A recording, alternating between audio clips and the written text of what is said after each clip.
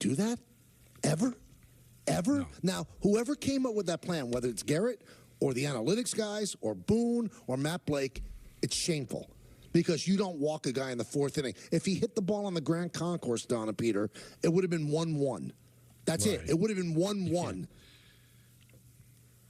And people always say, well, you can't let him beat you. Oh, he wouldn't have beat you. It would have been 1-1. Awful look. Awful look. Now, a couple of things at play here. Number one, when I see that happen, then I say he probably hit Devers on purpose earlier in the game. Now, not to hurt him, but just so I don't have the indignity of intentionally walking him. So I'll hit him. I don't want to pitch to him. And then was it an organizational decision? He's the one that held up the four fingers and said, take first base. So so at least the evidence presented tells you that it was his idea. And then I'm looking at the comments from Yankee fans. And to Yankee fans' credit, most of them killed Cole for it because it is weak. But for the people that defend, it's a smart move. He kills you. What were all the Yankee fans screaming about when Judge was getting walked? Why don't you show some guts and pitch to him? Correct me if I'm wrong, Michael. I don't remember Judge getting walked to start an inning. Well, he might have got intentionally walked when there was a base open. Do you remember him getting intentionally walked in that situation? It looks so bad. Well, when they intentionally walked him, Toronto, the Yankees were up 4-0, and he had already hit a home run in the first inning. So that he walked him in the second inning. In that situation, I just don't think that it just comes across as it's not that we can't get him out, I can't get him out, and I don't want to have to deal with it. It's such bad form, Peter. I mean, part of being a pitcher is the presentation and the intimidation factor and being able to stand up there and be able to handle it. You never want to admit you can't handle something. So Cole has said he regrets it. No. He said it would have been a good move if I got the people out afterward. No, it's not a good move ever. It's a dumb move. I thought he said it was a mistake. Well, he said it turned out to be a mistake because I didn't get the guys out afterward. So not because it's just a really weak thing to do. No, because it didn't work because he gave up 3 runs that inning, 4 runs the next. Gave the game away. But even if it worked. This is the thing. It's such a crazy, risky moment, Michael. It can be. Maybe it turns out to be a nothing burger, and we're just a bunch of gas bags rambling about it. But couldn't you see it being one of those kind of line in the sand moments? It might follow him. It might follow him for a long time. It could follow him. I don't like the optics just really bad, and the fact that it immediately went bad, and you paid the price karmically almost instantly. It's nasty for a guy who really, in Yankee fans' eyes, has kind of done very little wrong. Now, Michael, it's not going to matter this season because you're likely not going to face the Red Sox in the postseason. But you have in the past, and he lost that wild card game, and you might have to in the future. He's never going to live that down. That's going to come up all the time now. Every time he faces the Red Sox, every time he faces Devers, that's going to get thrown back in his face. Is it worth it? That's what I would ask anybody that defends it. Is it worth it? Even if it worked. I don't know why you would, when you are one of the best pitchers, if not the best pitcher in baseball, why you would ever do that. Ever. It makes you look so bad. And we know how good he is, Michael. That's what gets me. This isn't some busher. See, that's what gets me. He's one of the greatest pitchers I've ever seen. Right.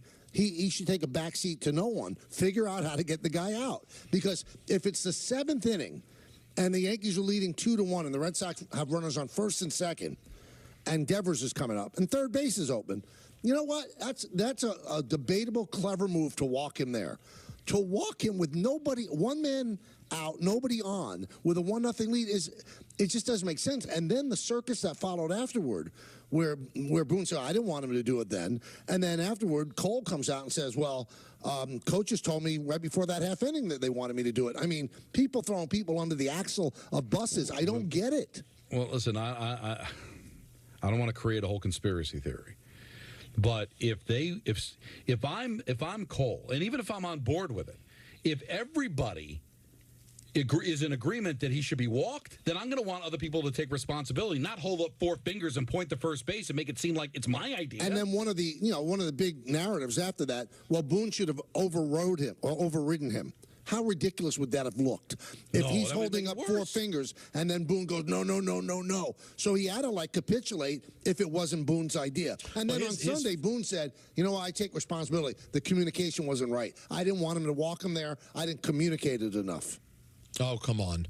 Now, and by the way, Boone's face in the moment showed you he did not have any idea that was happening. And also when he went down the runway with him after that inning, he doesn't do that. So I'm sure they had a discussion about it. It just But it isn't made that no vintage? sense. But isn't that vintage Boone that he the next day still found a way to put lipstick on a pig? Well, that's what you want the guy to do. Well, But you have no choice at that point. at this Peter. point, I mean, the pig is there. Well, I guess what can you say? But doesn't it also feel silly? Isn't it one of those things when the fans just know you're not telling the truth? No, but at this point, I think it still comes across as I got to defend him. He's my best one of my best players, and do I want to throw him really under the? It's one thing to apologize or defend him. You're saving him. But at the same time, it's like, I don't know. Is it really unfair to say, like, hey, man, he's Garrett Cole. He made a decision. I didn't think it was the right thing to do, but what am I going to do? Run on the field and scream at him? But he made a choice. But not after he's already said that they were all in cahoots with it. And then the way it was, the 4 fingers and then the swoop of the hand, everything about it. Again, if it was Joe Slobotnik out there, fine. This is Garrett Cole. He's the reigning Cy Young Award winner. He's one of the greatest pitchers of our generation. Well, but hold on. How often does a Joe Slobotnik ever do that, though? No, it's not done. That's the thing. We haven't even seen made up Joe Slobotnik do it. It's completely unheard of.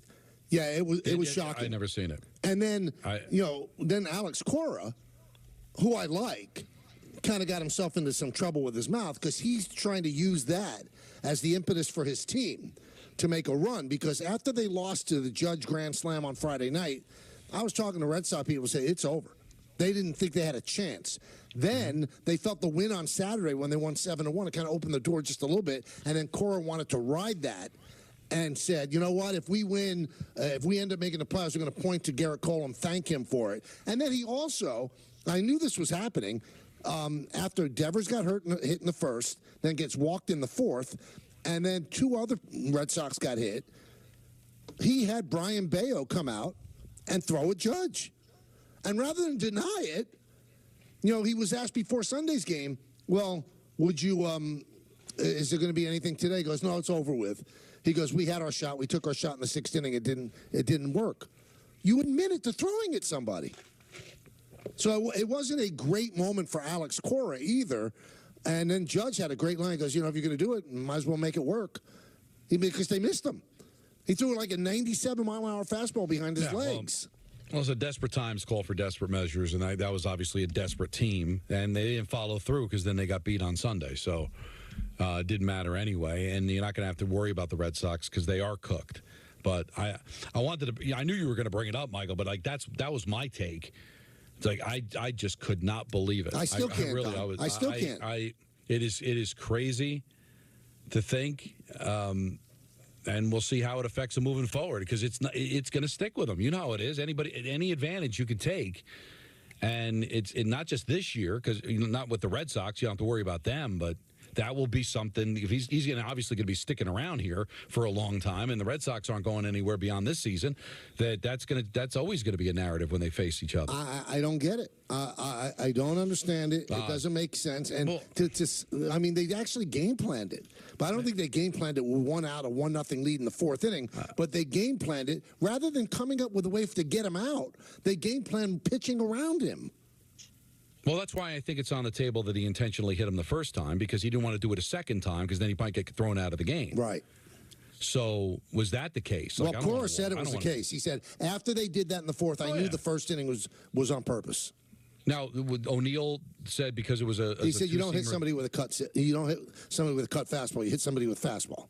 Yeah, but I don't think he meant to hit him to hurt him or retaliate. Right. I think he hit him because he didn't want to have the embarrassment of having to walk him. But after already hitting him, but it was early enough in the game, Michael. He knew he was going to face him again. So eventually you were going to have to do it. And then maybe he didn't want to have to do it twice. And then the baseball gods get you all the time, Peter. The next inning he comes up with the bases loaded. You can't walk him, and he drives in 2. Yeah. So I mean, he's Cole signed for 4 more years. Probably going to opt out after this year, so they'll add that last year. So he's signed for 5 more. And after this, Devers is signed for 9 more. They're going to face each other a lot. You better come up with a better plan than this. Not going away. Not. And not what going happens away, if the Red Sox do sneak in this year? They could play the Yankees in the division round. It would be crazy. I don't think that's going to happen, but I guess anything can happen over the last, dozen or so games. But what also makes it so interesting, I saw no indication of this. Like, have you seen any weakness out of Cole at all? And I'm not talking about ineffectiveness. I'm just talking about seeing something like this coming. No, he's a tough guy, but the one thing is he's an overthinker. He thinks so much. He game plans everything and then dissects everything after a game. And he's probably been obsessed with the fact that as great as he has not been able to get out Devers on a consistent basis. So he is an overthinker. And this was something very clearly, A, B, C, and D, overthinking in the ninth degree. It's unbelievable. You're walking a guy with a 1-0 lead in the 4th inning, and you're Garrett Cole. Imagine Bob Gibson. Imagine Tom Seaver. Listen, it might have happened with Gibson back in the day, and he'd nail you in the helmet, and you go to first base. Like, it wouldn't be a thing. It's. But great pitchers, you know what I mean, Don? Great pitchers. Oh, no, of because course. you look at the Met game yesterday. Did you think about walking Rio Muto? And Mendoza said, well, it's Edwin Diaz on the mound. Well, this is Garrett Cole on the mound. Hey, that's your best. This is our best. Let's go at it. And as you said, all right, he's owned them, but I struck him out 15 times, so it's not automatic. He's not batting 1,000 against you. And, by the way, I didn't even bring this up. For the last month and a half, Devers has been dreadful. Both of his shoulders are hurt. He's playing through injury. He's hitting 170 over a month and a half. And you said he overthinks things. Let's say Devers hit it 600 feet. It's 1-1. It's not nearly as embarrassing as what happened. So he beats you again. It happens. Joe McEwing owned Randy Johnson. So these things happen, right? Tommy Hutton owned Tom Seaver. Yeah, that happens. There are some, and it just turns out that Devers is really good. And I'm not saying that you want to continue to get thumped by the guy, but you got to lead, but nobody on. Give up a home run. All right, we're tied at 1. We'll see in a few innings. I'll try to get you that. For a guy that's a thinker, you would think that would have popped in his mind. I can't do that. That's not me. I can't allow that to happen. Very odd. Let's go to Norris in Michigan. Norris. Hey, good afternoon, gentlemen. Thank you for taking my call. You got it. Norris. Don, I just want to make one point clear, Don. I don't think there's any fan out there that disagrees with you. I don't think there's not one fan that agrees with Cole putting up the 4. I mean, no matter the situation, no matter the past, I mean, like Mike said, Devers has been struggling the past month. When you introduce all these theatrics and stuff just to get him to on base, and then it ends up biting you in the butt anyway, it's like, was it really worth it? I mean, honestly, it's so annoying as a fan. It bothers us, like, to the point of, like, no return. Like, why would you do that? But that's besides the point. That wasn't my main point. My main point was, I don't know where fans stand with Rodon, but here's my perspective. We signed him last year. He was injured first half, dreadful second half, had that horrible last start against the Royals, and fans didn't know what to think. Okay, this is supposed to be our co-ace to Cole. Rodon comes into this year in shape, switched up his style, and, first half of the season was okay, and then he had that bad 3-stretch game against Boston, Atlanta, and Toronto when he gave up those 20 runs in 13 innings. But since then, I mean, if you exclude those 3 starts, and I know you can't just do that, but for the sake of argument, you exclude those 3 starts from the season, he's at a 3.3 ERA. I mean, that's awesome for somebody that struggled so mightily last year. Rodon bouncing back into form and working with Pettit, introducing new pitches into his arsenal so he can mix it up instead of being a super pitcher. He's reinvented himself, and he's been awesome. He's been terrific. He's been terrific. We thank you for the phone call, and I don't want to pat myself on the back, but I will. Don and Peter might remember I said one of the key guys who I think is going to have a good year is Rodon. Because there's no greater motivator than getting kicked in the teeth. And he got kicked in the teeth last year. Kicked in the teeth. He's been one of their best pitchers. The game that he pitched on a Sunday night at Fenway Park against the Red Sox, one of the biggest games for the Yankees all year. He does give up a lot of home runs, but that's part of his deal. Catfish Hunter is in the Hall of Fame. Gave up a lot of home runs. I think he's been so valuable for the Yankees. I mean, it looked like a sunk contract after last year. It's not. He's a very valuable player that I'm sure if the Yankees wanted to trade him, they'd have people that would step up and say, we'll take him. But I don't think they want to trade him. He's been great for them. He really has been terrific. So good for him. He's been one of the most valuable players. Those are Diamond Notes brought to you by London Jewelers. Visit London Jewelers today, any of their 7 locations, including the Americana Mall and the mall at Short Hills. Let's see. We have ENN coming up. But first, Peter has some things to tell us.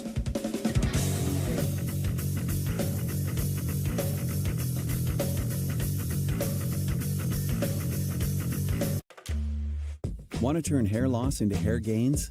With Hims, discover a range of prescription treatments in a variety of convenient forms, like the quick-drying 4-in-1 spray. Products are formulated with doctor-trusted ingredients like finasteride and minoxidil, so you can stop hair loss and regrow hair in just 3 to 6 months for more confident hair days.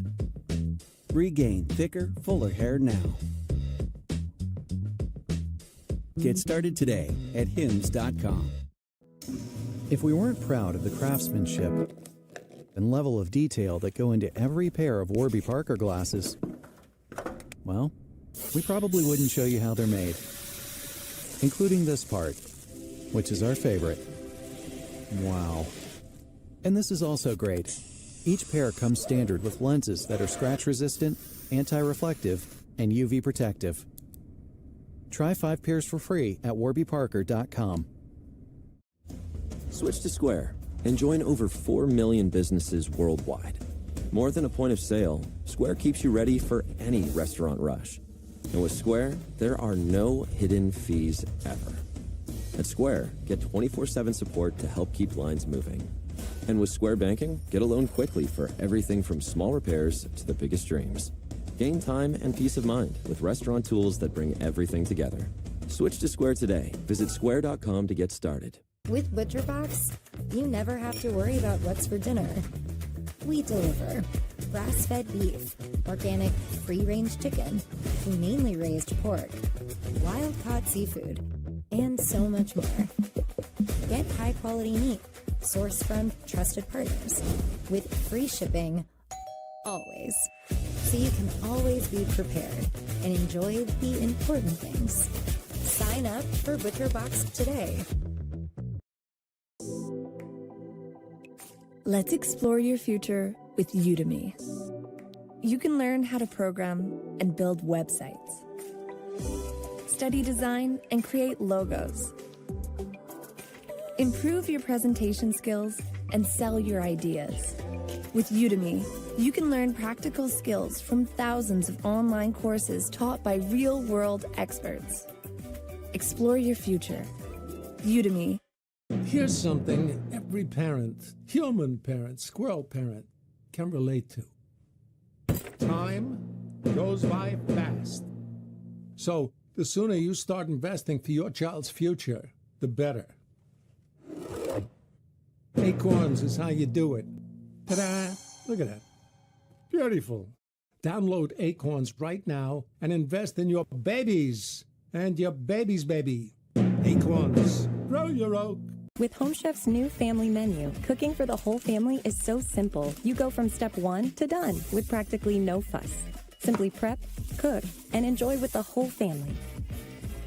Get 18 free meals today at homechef.com. And more practical. Be able to perform here and here. Make a statement while barely making a sound. And command the road, as well as what lies ahead. How we get there matters.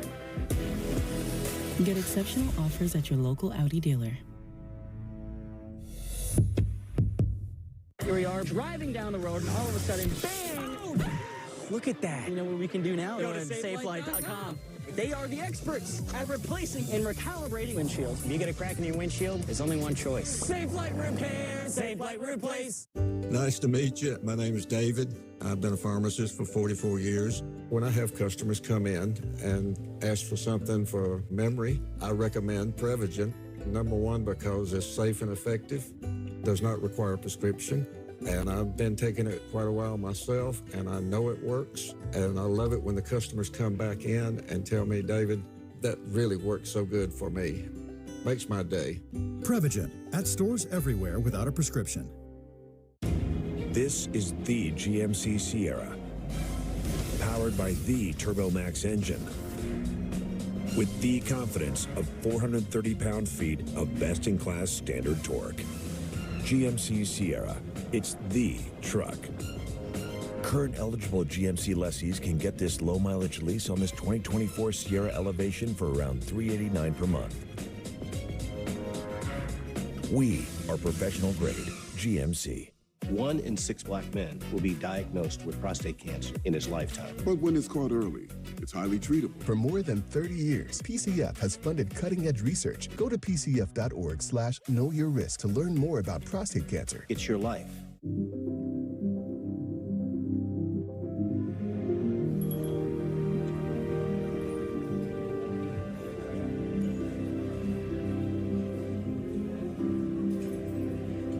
The freedom to live in safety. That's an American dream.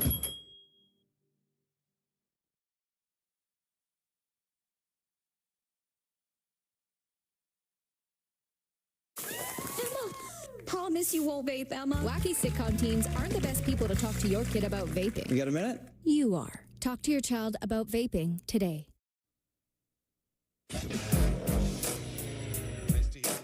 Good to hear from you. Happy to be here. ENN brought to you by Security Dodge. Go see Michelle Scalisia. Come get some. Yeah. I'd like to start off by saying good evening to all of us. Clown show! Clown show! Clown show! Clown show! And I'd like to say good evening to Don. I think we are the official show of High. And to myself. I didn't listen to anything you just said. And lastly to Michael. And it's not a marriage, it's an arrangement.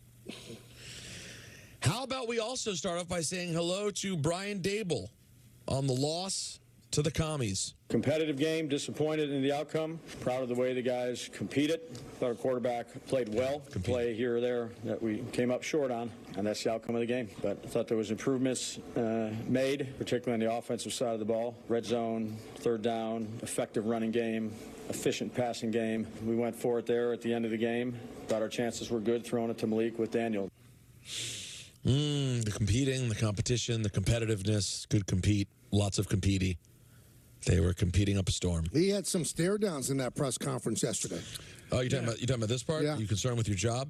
Yeah, I mean, I've done this for a long time, Pat. You know, my focus is on our football team. That's the famous stop coaching, Pat. Stop coaching, Pat. I think that Brian Dable and John Tortorella have a lot in common. They both hate Pat visceral Leonard. Hate for Pat Leonard. Listen, Pat's. I understand. Stop coaching, Pat. We did this last week with the clown show questions. Wait, did you say clown show? Clown show. Clown show. Clown show. Clown show. Clown show. Pat's question isn't clown show, but it's definitely trying to get a bit of a reaction. It's week 2. Are you concerned about your job? It's a bit. And I understand, Michael. You defend it because hey, you're trying to get a reaction. Be careful when you're covering the team. If you're parachuting in and you're trying to write an article about the Giants, you're not normally there all the time, then I guess that's what you want. You want your viral moment, but you're not doing yourself any favors trying to build a relationship with a coach you've got to deal with every single day. When that's the question that comes up after 2 weeks. Now, I guess it's a legitimate question, but what do you expect a coach to say 2 weeks in? It's really. I mean, listen. I always defend the media, Don. It's not a legitimate question 2 games in. No. Yeah, if we're... I mean, if you're asking Daniel Jones, are you concerned about losing your job to Drew Lock? That might be more if he had played poorly, but are you concerned about losing your job in week 2? How about if they were 0-4 right now? I still think it's early. Here's where I don't know what the line is, but it's not 2 weeks in. No. But everybody's thinking about it, and I guess that would be Pat's defense, is that, hey, people are talking about it. I get it, but... the Fans Giants are talking aren't about firing after 2 weeks. Fans are talking about it, but it's not a legitimate conversation among NFL experts that his job's on the line. Now, if there had been an article written, sources say he needs to win the next game and he's out of, then it becomes a topic of conversation. To me, that's just trying to create a moment. And then, listen, Pat's a big boy. He can handle it. But when you're there every single day and you got a job to do to cover the team, you're not helping yourself at all, because that stare down's telling you that he's probably not a big fan of you and getting any information. I know Dable's kind of salty and difficult to deal with, but I just thought that was unfair timing by Pat. And then also our very own Jordan Ronan got the stink eye from him too. Oh, he did? What did Jordan do? He was pressing him on why he didn't have a backup for Gano. Oh, here it is. Yeah, because we thought Graham would be okay. He got hurt chasing down a hamstring. He didn't hurt his groin. He hurt his hamstring. But Brian, are you saying that you can't hurt your hamstring running with favoring that groin? I'm not a doctor. Is that part of the deal that you have to, you know that it is a risk? Like you had the same thing last year with him. Like he came in with an injury. You're taking a risk that it could get re-injured. Why not have it? I mean, anybody can get injured, Jordan. So again, he was chasing. I got you. He was chasing a kickoff return. He pulled his hamstring. I'm not making excuses. Was your design? Whose decision was it not to activate him? Yeah, we thought he was good. We thought he was good. Yours or? Yeah, all the decisions that are made are mine. Well, let's see. So Kayvon, Brian. Are we the only ones who like Jordan? Well, listen, he's doing his job. Yep. When you're doing your job, you're not always popular. Now, they thought he was ready to go. And I guess they thought Gillen was okay to kick the extra points. He had been practicing it, and he looked like he was fine. Obviously, he wasn't fine, and then you had to pivot. I mean, if Michael, how many guys are you going to have two kickers active? That's why I don't blame him like everybody does.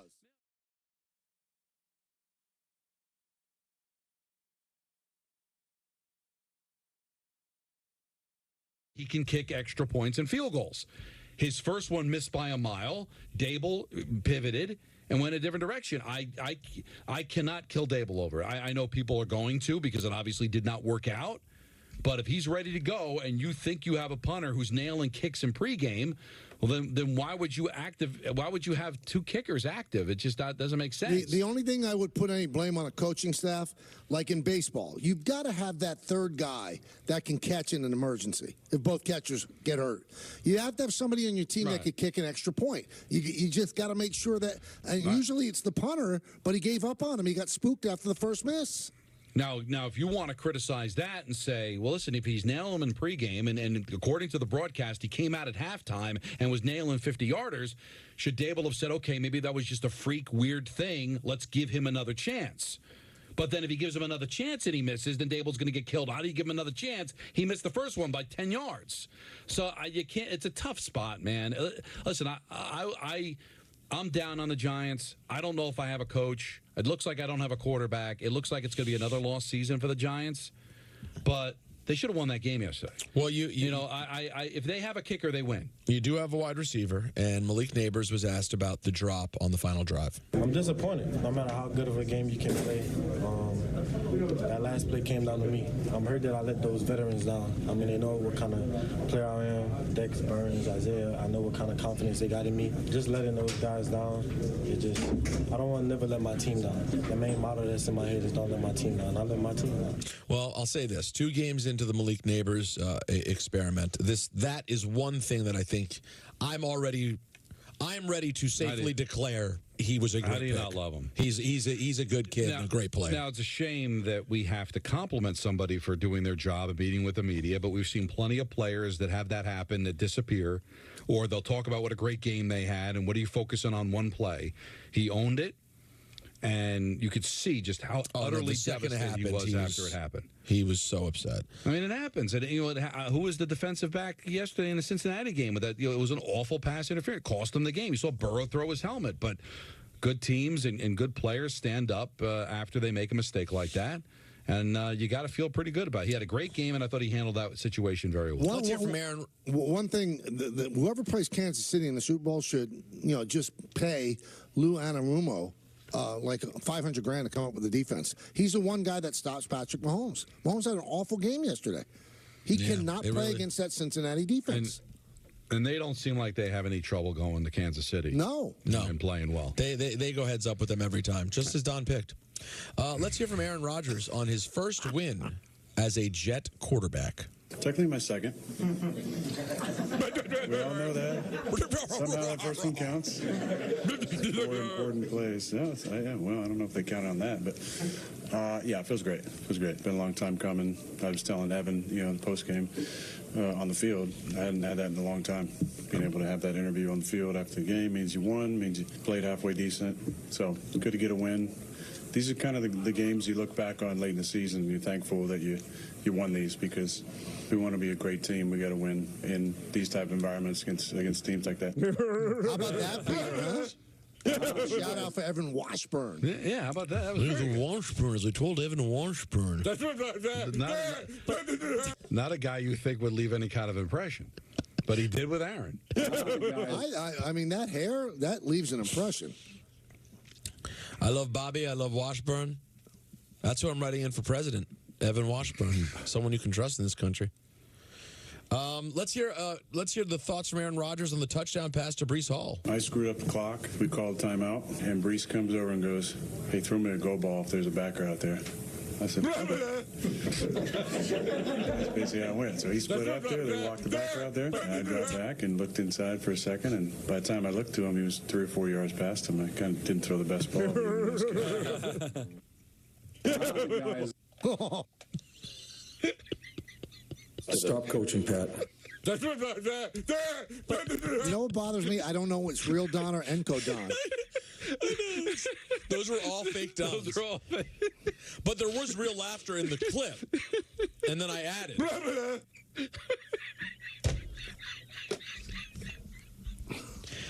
The timing of that first one was terrific. The Carolina Panthers are benching the former first overall pick, Bryce Young. He's not good at his job. Who, Bryce Young?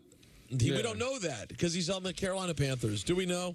Are they even a real football team? Well, we'll find out when they send out the red rifle next week. Andy Dalton, who is 52, gets the start for the Carolina Panthers. There's people out there be like, "Yeah, I guess you're right." Yeah, 52 sounds about right. Also, let's hear from Trevor Lawrence and his Jaguars. 0-2. How you feeling? I mean, we suck right now, so I'm pretty shocked. Obviously, we had a great offseason, great training camp, and we got to figure it out. Guys. Please kill Uncle Don. We suck right now. Yeah, we hear you. It's tough, this football thing, man.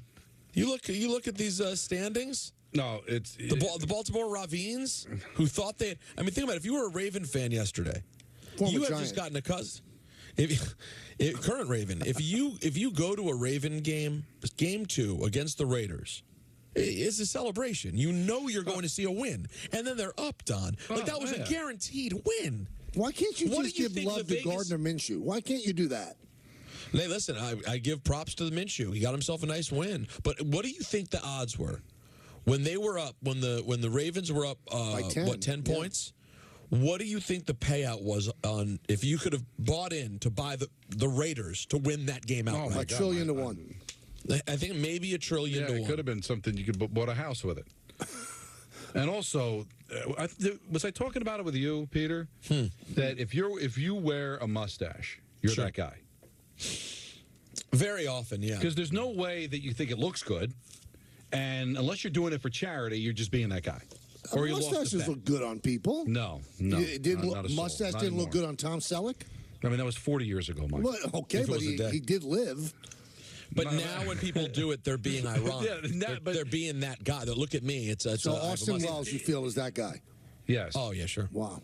In 2024, if you're wearing a mustache, you either lost the bet or you're trying to be that guy. Nobody looks in the mirror and goes, "Yeah, that's it."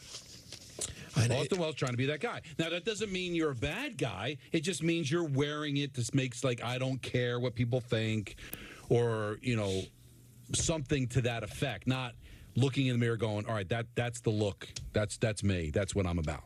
Now, the Denver Broncos find themselves 0-2. Sure. And Bo Nix may be that guy. because he was asked about the interception that he threw in the end zone. Can you take us through the interception in the end zone? Drop back, threw it to the other team. Wow.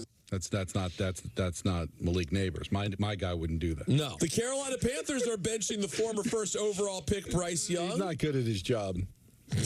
Hey, do you want to hear something I bet you didn't know? Both of you guys didn't know this? Sure. So you watch the Yankee games, Don? No, sure. I notice I didn't say Peter. And we have the FanDuel thing that pops up, and there's a young lady who goes, prop bet, whatever. You know who I'm talking about, Don? Yeah. Kind of got a raspy voice. Mm-hmm. Not somewhere I thought you were going. Sean Payton's daughter. Yeah. Oh, wow. How about that? I did not know that. Yep. Wow. She's an actress, and she got that gig. I did not know that. Well, now you know. Yeah, that was really riveting stuff. Now, real quick, after week 2 of the ESPN New York Survivor Pool, the stats are in, guys. Only 1,076 players remain of the nearly 5,000 who registered. Wow, that's quick. For the $2,000 prize pool, this week's total eliminations, 1,214. That's right, 1,214, with 570 coming from the Ravens' loss alone. Oh, too bad. The Chargers were the most picked team and helped 598 players survive. There you go. Personalities remaining from the station: Donnie Pucks, Ty Butler, Chris Carlin, Chris Canty, Michelle Smallman, and Evan Cohen. Notice no Peter Rosenberg or Michael Kay. We're out early and often. Because you know what? You know the path I'm on. Clown show, clown show, clown show, clown show. So the only personalities on 880 are myself and Ty. That's right. Yep. That's right, man. So Rick God and bless. Dave are out, too. Interesting. Yep. That'll do it for ENN, brought to you by Security Dodge. Shop 24/7 at securitydodge.com during their Ram Power Days. Now, remember, everybody, in the 5 o'clock hour, it's the NFL yesterday. Oh, I can't wait. Yeah, so that'll be breaking it down for the people, as we like to say. Oh, yeah, we go back to yesterday, you see, and we relive what happened. We give you the sights and sounds of the NFL Week 2. And it's a play on, the NFL today, but it's the NFL yesterday. But it's yesterday, you see. See what we did? We spun it a little bit. That's right. Spun it for you. Anyway, we'll spin your phone calls in just a second. Peter, is this a better help for you, or they just repeat that line for me?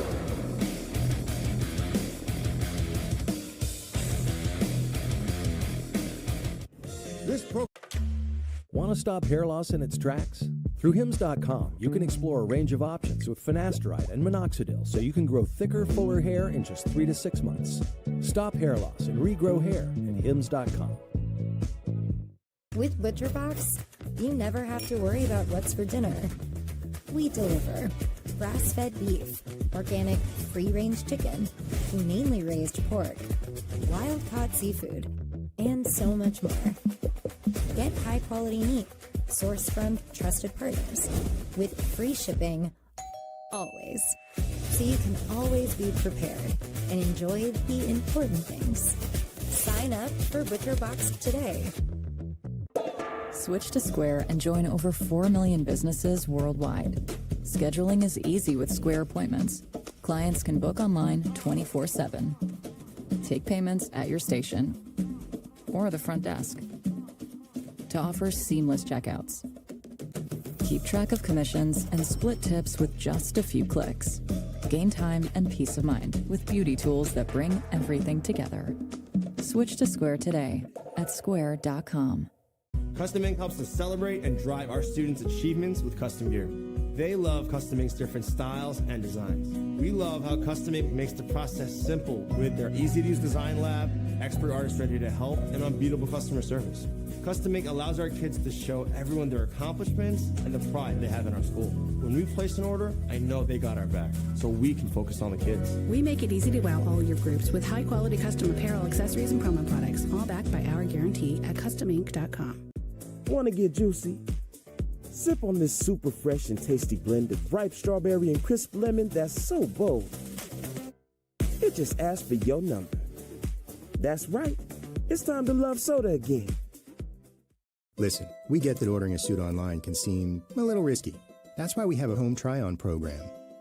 Go to theblacktux.com/try. With so many good options, it might be hard to choose. We'll ship your selection to you to try out for 48 hours on us. When it arrives, put it on and make sure every detail's perfect. Once your 2 days are up, pack it back in the box, attach the free shipping label, and send it back to us. And when you're ready to rent for real, just head back to the Black Tux and make your order official. I chose Upstart because I was on financial aid for school. It did run out. Once I found Upstart, I was kind of relieved. They're interested in my background. They were looking at more than just my credit score. I was able to get my money fast. I was able to consolidate all of those credit cards into one payment and raise my credit score so that I was able to make that move right after college. There's a new side to Away, a side that's good looking and has all the features Away is known for. It's soft, not sensitive, but tougher than you might think. The wait is over. Now arriving, soft side suitcases from Away. Hexland presents Bronx Buds, now streaming exclusively on the Yes app. Powered by Buy Cow Auto Mall. Magnifico. The best ideas come from solving common problems. My problem, like a lot of other men, I couldn't find a shirt that looked good untucked. So this became my passion, to design a shirt that captures the perfect balance between length and fit. Easy to say, not that easy to do. But with some innovative design changes, we did it. Our problem, my solution. Untuckit.com. Do you spend hours maintaining your gutters? Save that time with LeafGuard's maintenance-free system. Call 1-833-2-GUTTERS. Mesh filters sit on top of your gutters, building up debris and eventually clogging. Then they need to be cleaned too. Honestly, your home should have been built with LeafGuard gutters. LeafGuard's wraparound hood deflects debris and keeps water away from your home. The one-piece seamless system is strong, 20% thicker than average and built to last. Plus, LeafGuard is guaranteed to never clog for as long as you own your home. Right now, get a complete LeafGuard system for only $99 down, $99 a month, and $99 installation. You'll also receive a $100 Visa gift card with a free gutter inspection and in-home estimate. Damage from clogged gutters can cost you thousands. Never worry about clogged gutters again. Don't wait, you've still got time. Call 1-833-2-GUTTERS today. That's 1-833-2-GUTTERS. August was born 3 pounds, 9.8 ounces. When I first saw him, it was a whole range of emotions. There's stuff I still want to do. Being a young dad, it's not giving up. It's shifting. Just seeing him happy. I looked through his eyes. I envisioned a whole future with him already. To throw the first football to him, give him ice cream for the first time. I'm happy because he's advancing in life. My life is now devoted to his life. I have sickle cell. I've had lots and lots of blood transfusions over my lifetime. I'm most grateful that people are willing to go out there and take their time, their blood, and give me new life.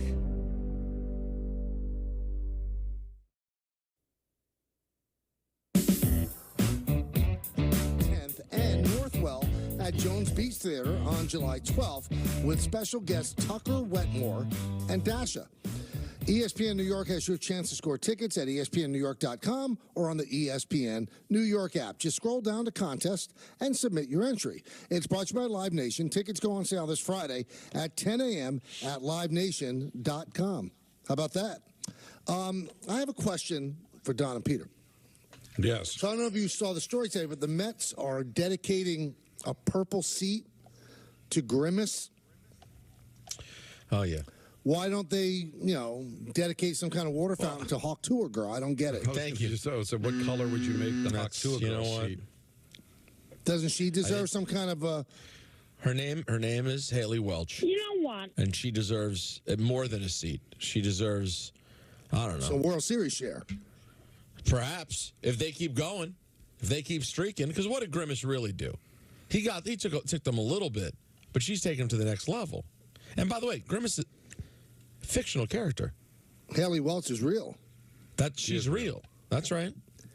Are people up in arms? Are people screaming about this? About what? Grimace? About Grimace? I haven't seen any screaming yet. That's what's wrong with our team. I haven't looked yet. Let's go to Ray in East I'm sure Orange. they're Ray. Hey, Mike, Don, Peter, longtime listener. Hard to get in touch with you guys. Hey, listen, I didn't see the game on Saturday because I was at work, but I saw and heard everything online and, like the reports and stuff like that. Alex Cora's got a lot of nerve talking, and the Red Sox got a lot of nerve coming out of that dugout screaming about a pitcher walking somebody and intentionally hitting somebody. It looks like they forgot what they did up in Fenway Park against A-Rod when they were going to it was 20 years ago, do Ray. his thing. It was 20 years ago. I know, but still. Well, I mean, Alex Cora had nothing to do with that. Yeah, and also they're not screaming at the fact that Devers got hit. They're screaming that was weak out of Cole to do that, trying to get under his skin. I mean, that's a smart thing to do.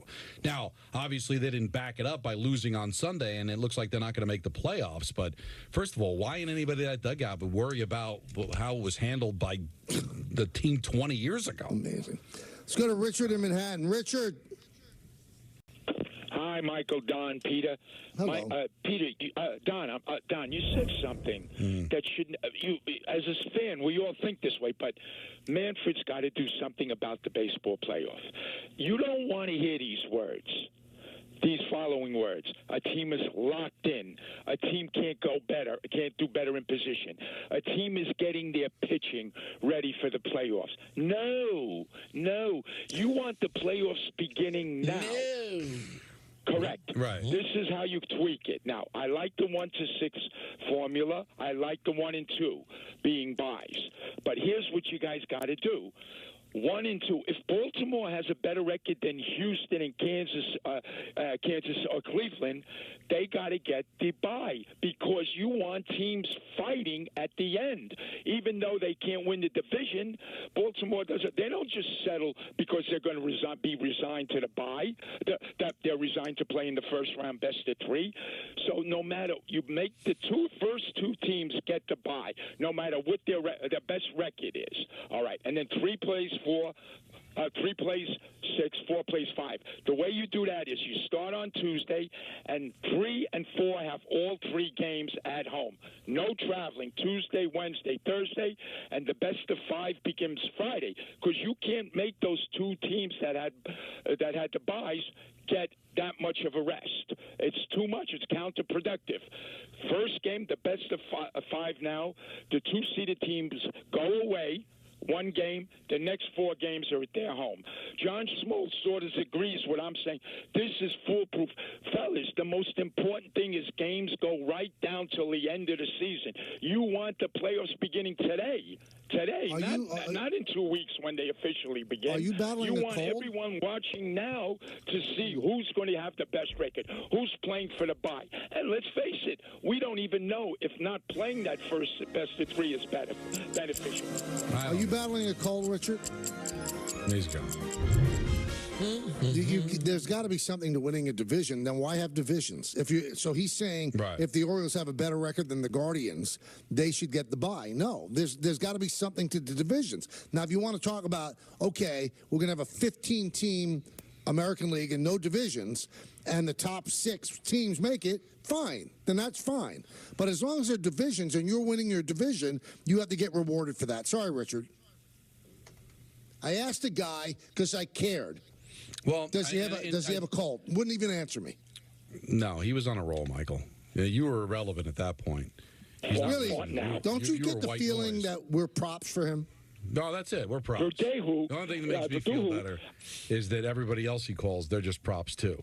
Now, baseball is willing to give the wild card the 3 home games because for all the reasons that Peter said, Richard said.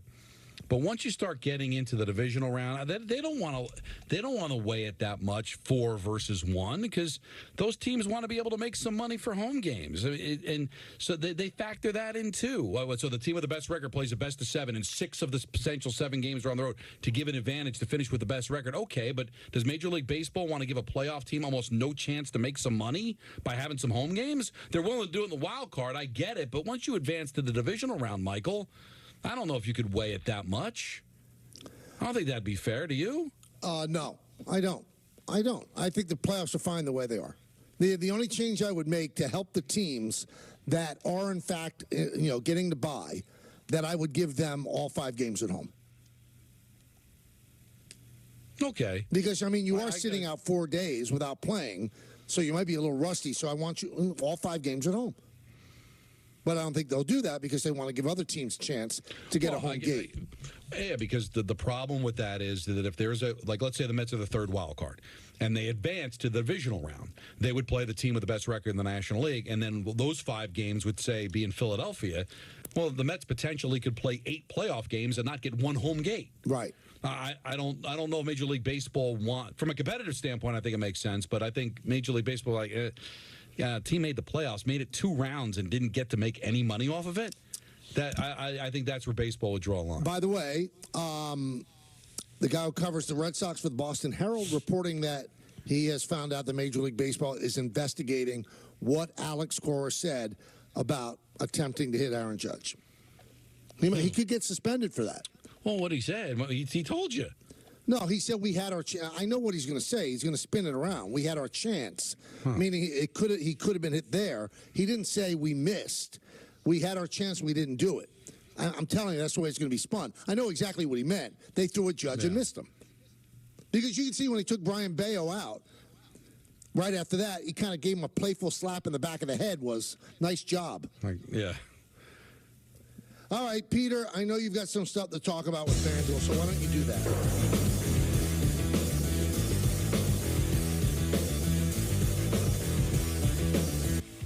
The Michael K. Show on. Want to stop hair loss in its tracks? Through Hims.com, you can explore a range of options with finasteride and minoxidil so you can grow thicker, fuller hair in just 3 to 6 months. Stop hair loss and regrow hair at Hims.com. I love my fruit to the root. I love my fruit, they a wonderful treat. I love my fruit, they so juicy and sweet. I love my fruit, every flavor and taste. I love my fruit, every color and shape. I love my fruit to the root. Fruits in my smoothies, mango so groovy. Melons and limes, sometimes I get choosy. Bananas for breakfast, blueberries for brunch, pineapples for dinner, fruit salad for lunch. Even though oranges don't rhyme, they don't. I'm still gonna eat them, they mine. I love my fruit, every flavor and taste. I love my fruit, every color and shape.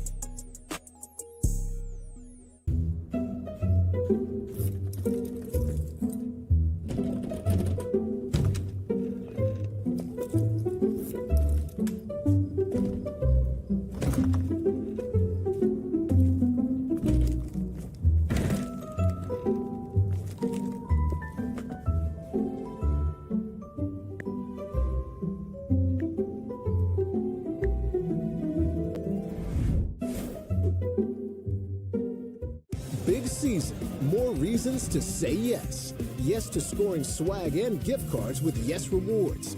What a home run for Soto. Watch, play, earn. Yes Rewards. Check it out now on the Yes app. The finest premium arena club in the world comes alive in Brooklyn. Welcome to Crown Club, the Brooklyn Nets' most exclusive club in Barclays Center. Featuring a menu curated by Major Food Group with Carbone Classics and a world-class wine list.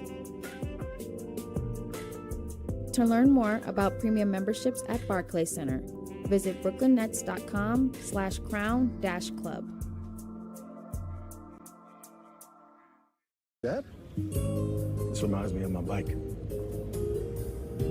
The Wolf was about the size of my new motorcycle.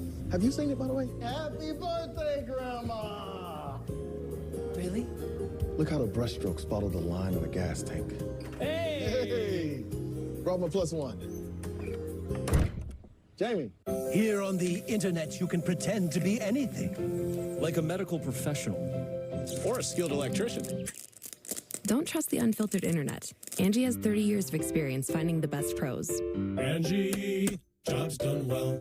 So, there's this guy, Paul Rivera, grew up in the Bronx. Made some mistakes, but eventually becomes one of those hard-working citizens who keep our city going. But he gets pulmonary fibrosis, and his only hope is a lung transplant. When one hospital, Montefiore Einstein, get him a new lung, and they give him a new life. Everyone in his neighborhood is like, they give that guy a new lung or a new motor. The story, Mr. Giamatti. well, you ought to know, Mr. Rivera, you lived it. Don't mind me. I'm just the flu. I'm quite harmless, really. And when people ask, but aren't you linked to dangerous flu complications like pneumonia, heart attack, and hospitalizations? I just say, but I'm just the flu. It's him. Who? I'm just the flu. Demand more from your flu shot. Sanofi higher dose flu vaccines are proven to provide better flu protection than standard dose flu shots in older adults. They've even been shown to better protect against flu-related complications. Don't get Fluzone high dose if you've had a severe allergic reaction to its components, including egg products, or after previous dose of flu vaccine. Don't get Flu Block if you've had a severe allergic reaction to its components. Tell your healthcare professional if you've had severe muscle weakness after a flu shot. Fainting has occurred.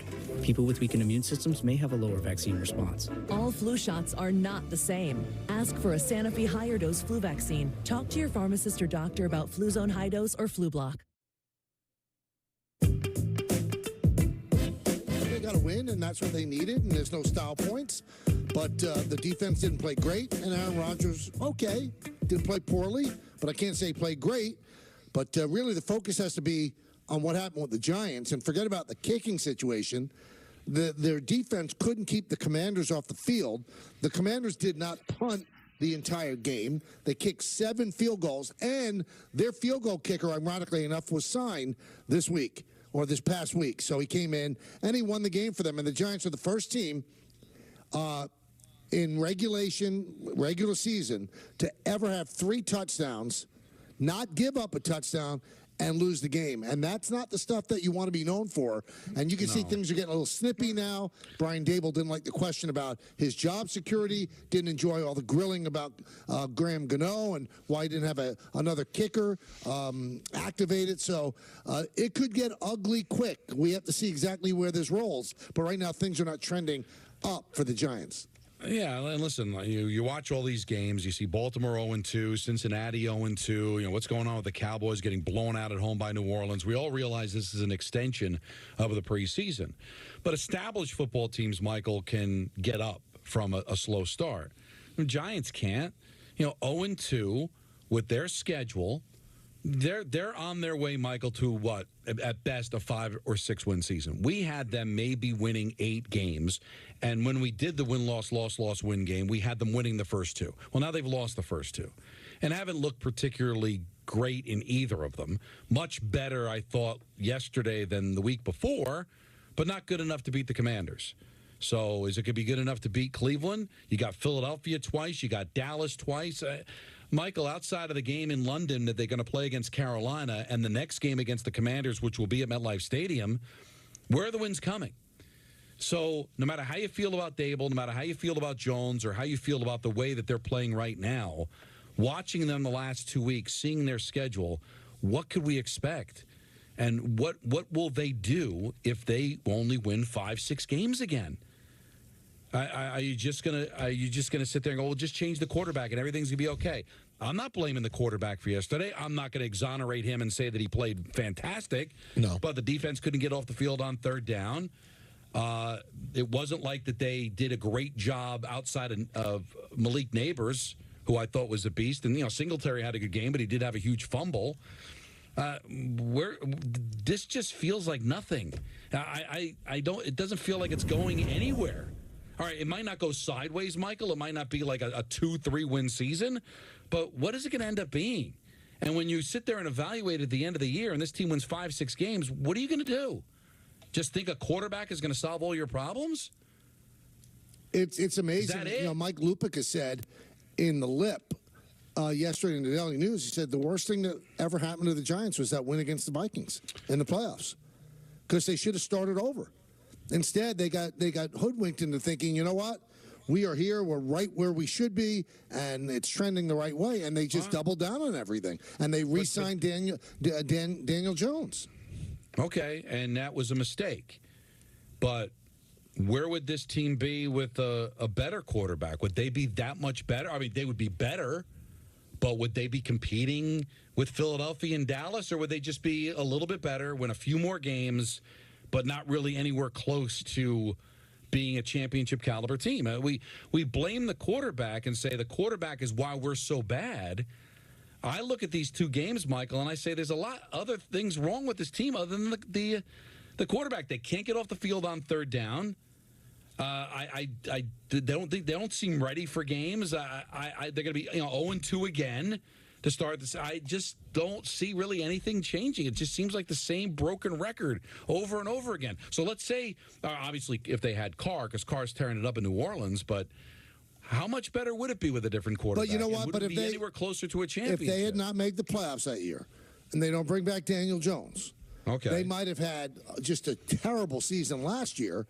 And although Caleb Williams hasn't played well in the first 2 games, could have had him, could have had Drake May, could have had Jaden Daniels. Sure. But right now, you're in that. They're not quite mediocre because they're not an 8-win team.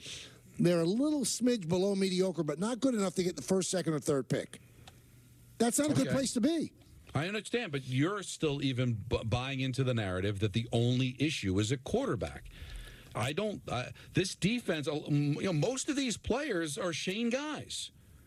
They don't really have a great secondary. They're not getting any kind of a pass rush. They're not stopping the run.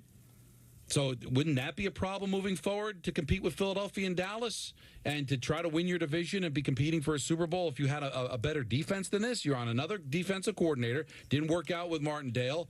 Whoever But it you did. want to believe in that That's whole a weird thing. It worked out on the field with him. Well, it worked out on the field to an extent, but obviously didn't work out behind closed doors because he's not here anymore. Whoever you want to blame for that, whether it's Martindale or Dable, he's not here. And it does, and Bowen doesn't seem to really have a grasp of making this team better. Again, it's only 2 games, but the defense didn't allow a punt yesterday. They didn't allow a touchdown, but didn't allow a punt. And they certainly were benefited in the red zone by 4 false starts by Washington. So they were more self-inflicted wounds by the Commanders than the Giants really stepping it up defensively. So, yeah, they would be better with a better quarterback. Of course they would.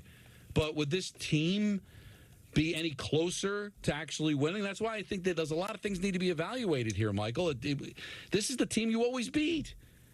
But you know what? If they had a kicker, they win. If Neighbors holds on to that ball, they win. So, but if they had won, would you feel any differently about this team moving forward? If they had won that game, if they got a turnover on the last possession, if Neighbors had held on to that pass and they got a first down and ran out the clock and kicked the game-winning field goal, whatever, would you feel any different about this team moving forward? They'd be 1-1, but no. Would you really think, oh, well, now we're going. Now we're winning. Now we're going to the playoffs. No, the only way that yesterday was going to make you feel different as a Giants fan was if you saw a definitively better play. And unfortunately, you didn't really get definitively better play anywhere. I mean, Jones was definitely better than he was the previous week, but he wasn't the best version we've seen. It was great to see that Malik Neighbors can get targeted 18 times and be that good. Only had the one mistake, happened to be in a critical spot, but you can't get mad at him for that. Defensively, the fact that they never got the Commanders off the field, and Don had a great point earlier. You can't just talk about the Giants stopping the Commanders in the red zone and celebrate it and say, at least we got to win there, without acknowledging the 4 self-inflicted wounds from the Commanders. Every time they got to the 5-yard line, they immediately backed themselves up to the 10. You already have a rookie quarterback, Don, who doesn't know how to get the ball in the end zone yet, and now you're backed up every single time. So while you want to feel good about that, I just can't get over the fact that they never forced the Commanders to punt. And that was supposed to be the stout part of this team. They made the trade for Burns. They spent all the money to sign him, and they're not getting the other team to punt. They're just not getting out the field. So I actually thought that Jones was much better than he was in the first game. So if they had won that game down, I would have taken that out of it. That the guy has taken the slings and arrows of everybody. Yeah. And doesn't go into a corner in a fetal position and actually played better. I know he plays well against Washington all the time, but he was so bad in the first game, and I thought he played pretty well yesterday. But, yeah, I agree. Against not a great defense and against the team that he always plays well against. So I had the feeling even if they had played well and he had won the game, it would be, well, that's Commanders. Let's see what they do next week against Cleveland. Let's see what they do against other teams on their docket other than the Commanders and the Panthers. But doesn't it feel like the ship sailed on Jones? So even if you see something positive from Jones, is he going to be able to do enough for you to want to bring him back? Well, if he does great things over the next 15 games, yes. But we don't expect that to happen. But yeah, he could do enough. I don't expect the only thing that I took from that game yesterday that I feel really good about is Neighbors. for a multitude of reasons. I mean, he's great after the catch, good hands outside of the drop, which cost him the game. But even that could be looked at as a positive, the way he handled it. Guys, Daniel Jones, outside of Malik Neighbors, threw for 51 yards. But you can't say that total, outside of Malik Neighbors. He threw those balls to Malik Neighbors. But I get it, but Michael, that's not a dynamic offense. Well, that's on Dable. The 18 targets to Neighbors. I'm not talking. Sorry, just because I said his name doesn't mean I was insulting him. I'm saying that's a problem offensively, that you're only able to get the ball to one player. Slayton had 3 catches for 33 yards, Robinson 2 for 18, Singletary 1 for nothing. No, it wasn't diverse enough. You're right. It's terrible. I mean, I'm sorry. Okay, the Commanders who are not good, threw the ball to 9 different receivers. It's just that's the kid making his second NFL start. So they were able to figure out. Zach Ertz had 4, Brown had 3, Eckler 3, McLaurin 6. I mean, it's not normal to do that. So what do we say about good coaching? Because again, we have to talk about the coach. How good is the coach? We talk about the incomplete that Saleh has. We keep leaning on Coach of the Year 2 years ago for the Giants in Brian Dable, but nowhere last year. 0-2 to start this year. Why can't we talk about Brian Dable? I know he's an offensive guy, but the Giants coaching staff going against a rookie quarterback. Well, rookie quarterback was able to beat you. Rookie quarterback was able to drive the field and get the game-winning score. Right. Rookie quarterback was 23 of 29 for 226 complete, yards. Like his first, he had 10, 11 passes. Now, it wasn't for big yardage. No, he hit the one big one late in the game when he needed it on the final drive. Besides that, they kept it very simple. Here's another thing that worries me about Daniel Jones, though. And again, Chris Myers using the words he put on a show today. Chris, not only was he under 200 yards, he completed 16 passes. And Michael, here's another thing I don't understand. I know Jones has had his share of injuries. He didn't rush once. Is that now gone?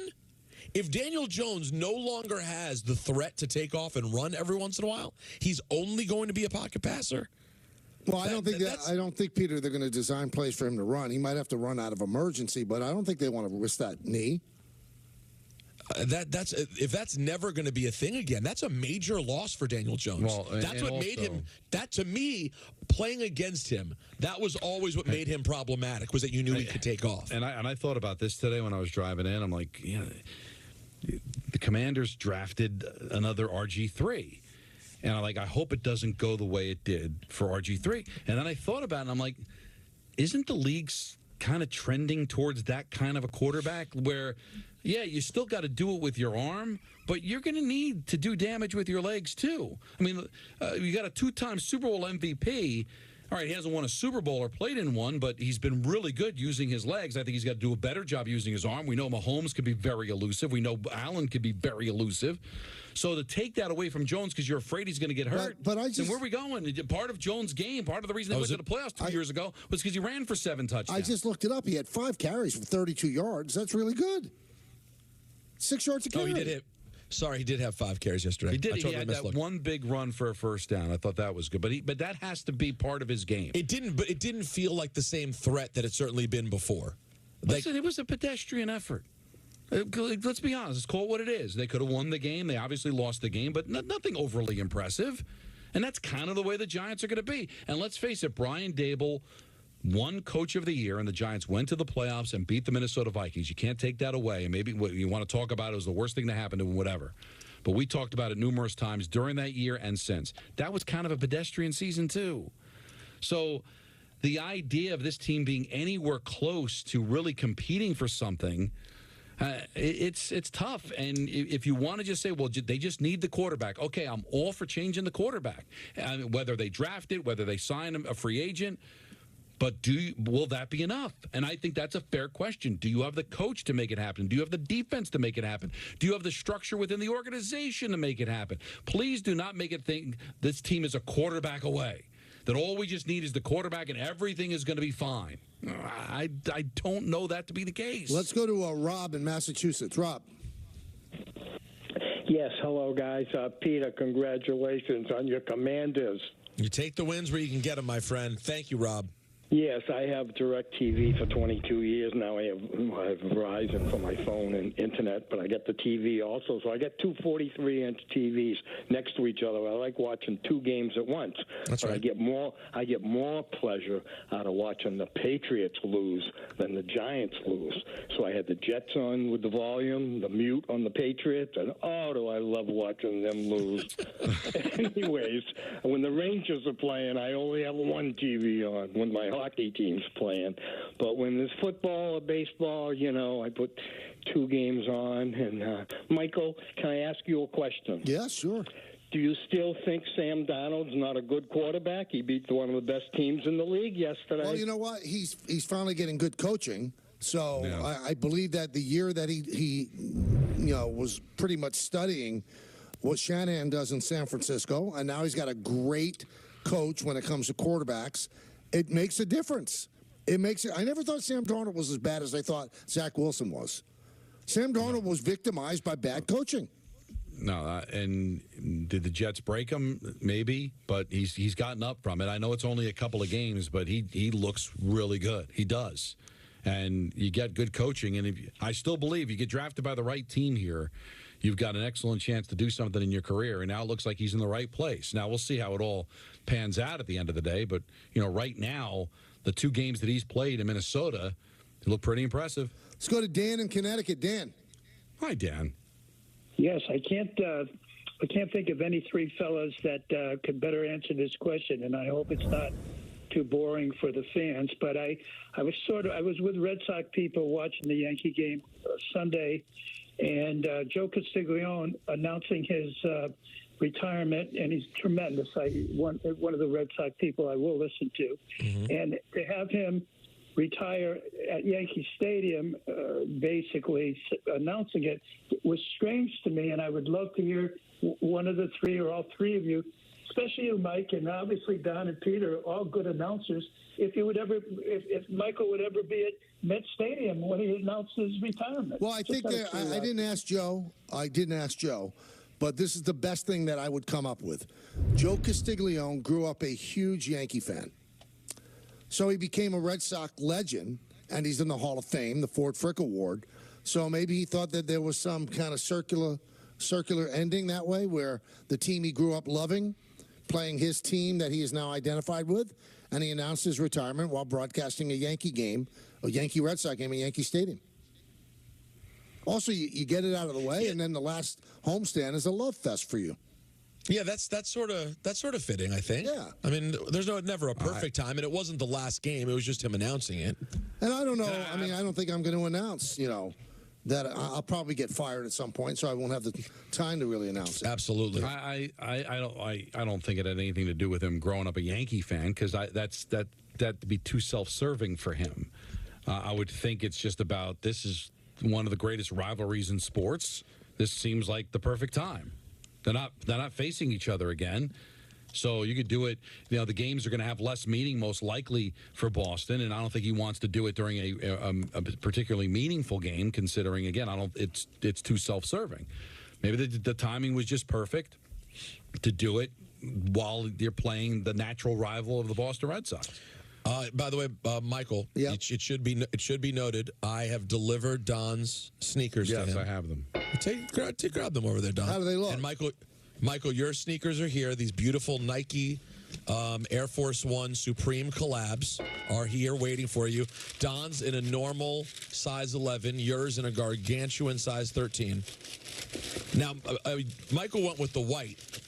That's the only way to go. I guess Don wants to be an NBA referee.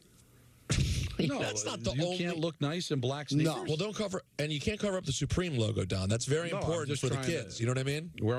I guess that's my camera. There you go. Shout out to our friend and listener of the show, Frank Italiano, over at Supreme. Loves the show and wanted to get you guys ready. Well, Frank, what I would like is maybe 5 or 6 of these pairs so I can rotate them through the year. Keep them white and clean. Hold on. Before you've even seen them in person. No, you showed me. I love them. Before you've even slipped them on those gigantic feet of yours, you're already asking for more. But by the way, I respect it, Michael. I want to be honest. I respect it. I was taught a long time ago, Peter, if you don't ask for something, you're not going to get it. See, that's right. See, what I resent, you know what I resent, What? Don? What do you resent? I resent that you call me a schnurr, though, when you do things like that. But there's a difference. There's a difference. A schnurrer is doing it on the sly. I'm coming right out and saying it. Like Mike Brownshire schnurrs, like he'll just show up while we're having lunch somewhere. He's a schnurrer. That seems like a convenient definition for somebody that's trying to deflect the allegation. I don't know. Do we know the exact definition of a schnurr? That's mine.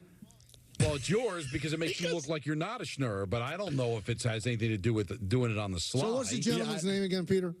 It's Frank Italiano. Frank Italiano. 5 pairs, same ones, white with a little red Supreme thing, size 13. I love them. Mr. Italiano, I'm very humbled that you even gave me a pair. Thank you. I'm good. Don, does that black pair of sneakers come with a whistle too? I don't understand. The only people are officials that wear black sneakers. This is what makes not only Michael a bad guy, but not worthy of such cool shoes, because people wear black sneakers all the time. Yeah, that's good. Now, why would a stylish company like this make them if nobody wore them but referees? You could go right back at Michael and be like, "Oh, you're wearing nurse shoes if you're wearing white shoes." I mean, it's a silly. Yeah, only nurses wear white. Only nurses wear white sneakers. But that's simply not true. How long is your shift, Michael? It must be a long one. You need some comfy white sneakers. Don't look like some comfy shoes. Don, was that a flagrant 2, Don? Was that a flagrant 2? No, he's talking to himself. No one agrees with him. Everybody does. No, here's the laughing he's getting. Hey, by the way, I talk for a living. And whether I'm in the studio or the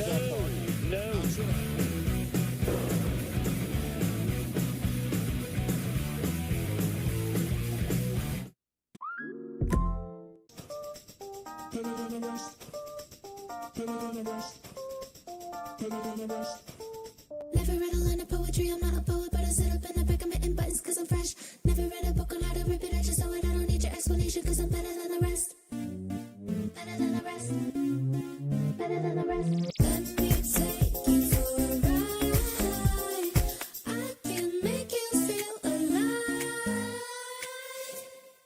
AI, preserving memories and helping to write new ones.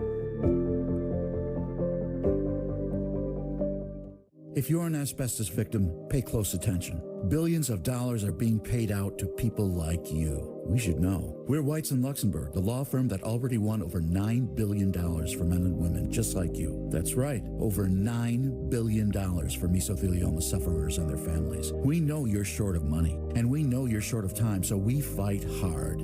Call Whites in Luxembourg at 917-LAWYERS. That's 917-LAWYERS. Whites in Luxembourg, winning big for the little guy. If there's one thing we like, it's choices. And your Ford dealer is the place to start. With a full lineup of vehicles and available powertrains. Get your ideal combination of power and capability with gas, hybrid, or all electric. But more important than the power you choose is what you choose to do with it. Right now, returning lessees can lease a Ford F-150 for $299 a month for 24 months. Only at your local Ford stores.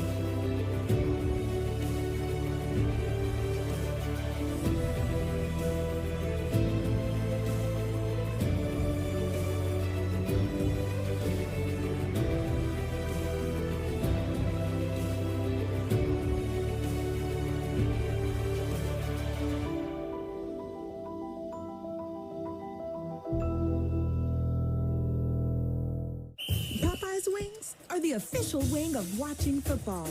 Win the wing game every week with 7 signature flavors, including new sweet and smoky chipotle.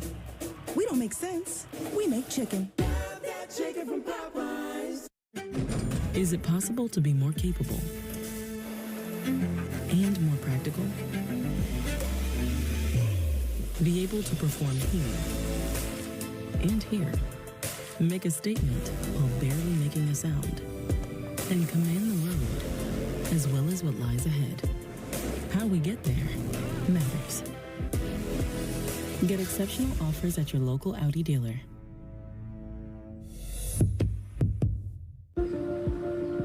The best ideas come from solving common problems. My problem, like a lot of other men, I couldn't find a shirt that looked good untucked. So this became my passion, to design a shirt that captures the perfect balance between length and fit. Easy to say, not that easy to do. But with some innovative design changes, we did it. Our problem, my solution. Untuckit.com. T-Mobile savings, take one. Guys, focus. Let's not do fake falls. Just say, at T-Mobile, you get tons of benefits, and you can still save versus the other guys. Happy to be here. No fake stares, please. Hi, I'm Patrick J. Adams. Is that a shimmy? Just say, at T-Mobile, you can save on every plan, and you get great benefits with Magenta Status. Keep doing whatever that is. I'll do the line. Check out the T-Mobile Savings Calculator to see how much you can save. And right now, we'll even pay off your phone when you switch. Honey, do you want me to schedule Calvin's COVID-19 and flu shots? Way ahead of you. It's impossible. It's magic. Schedule free flu and COVID-19 vaccines for the whole family online today. Walgreens. Chris Sheeran back here for the Michael K. Show. A series win over the Red Sox is brought to you by Montefiore Einstein, the official hospital of the New York Yankees. Gleyber Torres stayed hot. He had 2 hits in the game, including the first home run of the 3rd inning here, to put the Yankees up 2-0. Torres is hitting .300 since August 2nd. After a Juan Soto single followed Torres' shot, Aaron Judge drills the 2nd home run of the series for him and of the 3rd inning. Of course, he had the huge grand slam Friday, and then this 2-run shot yesterday. He has 53 on the season. Yankees up 4-0, and they win it 5-2. The team goes west now for their last visit on the West Coast this regular season, with stops in Seattle and Oakland, before coming home to wrap the season at home with a big 3-game set with Baltimore, and then 3 with the Pittsburgh Pirates. The Yankees are currently 3 games ahead of the O's for the AL East's top spot. Coverage for tomorrow's first game in Seattle begins with the pregame at 9, followed by first pitch a little after 9:30. It's the Yankees and the Mariners. Coverage beginning at 9 with the pregame show tomorrow right here on Yes, and streaming, of course, on the Yes app.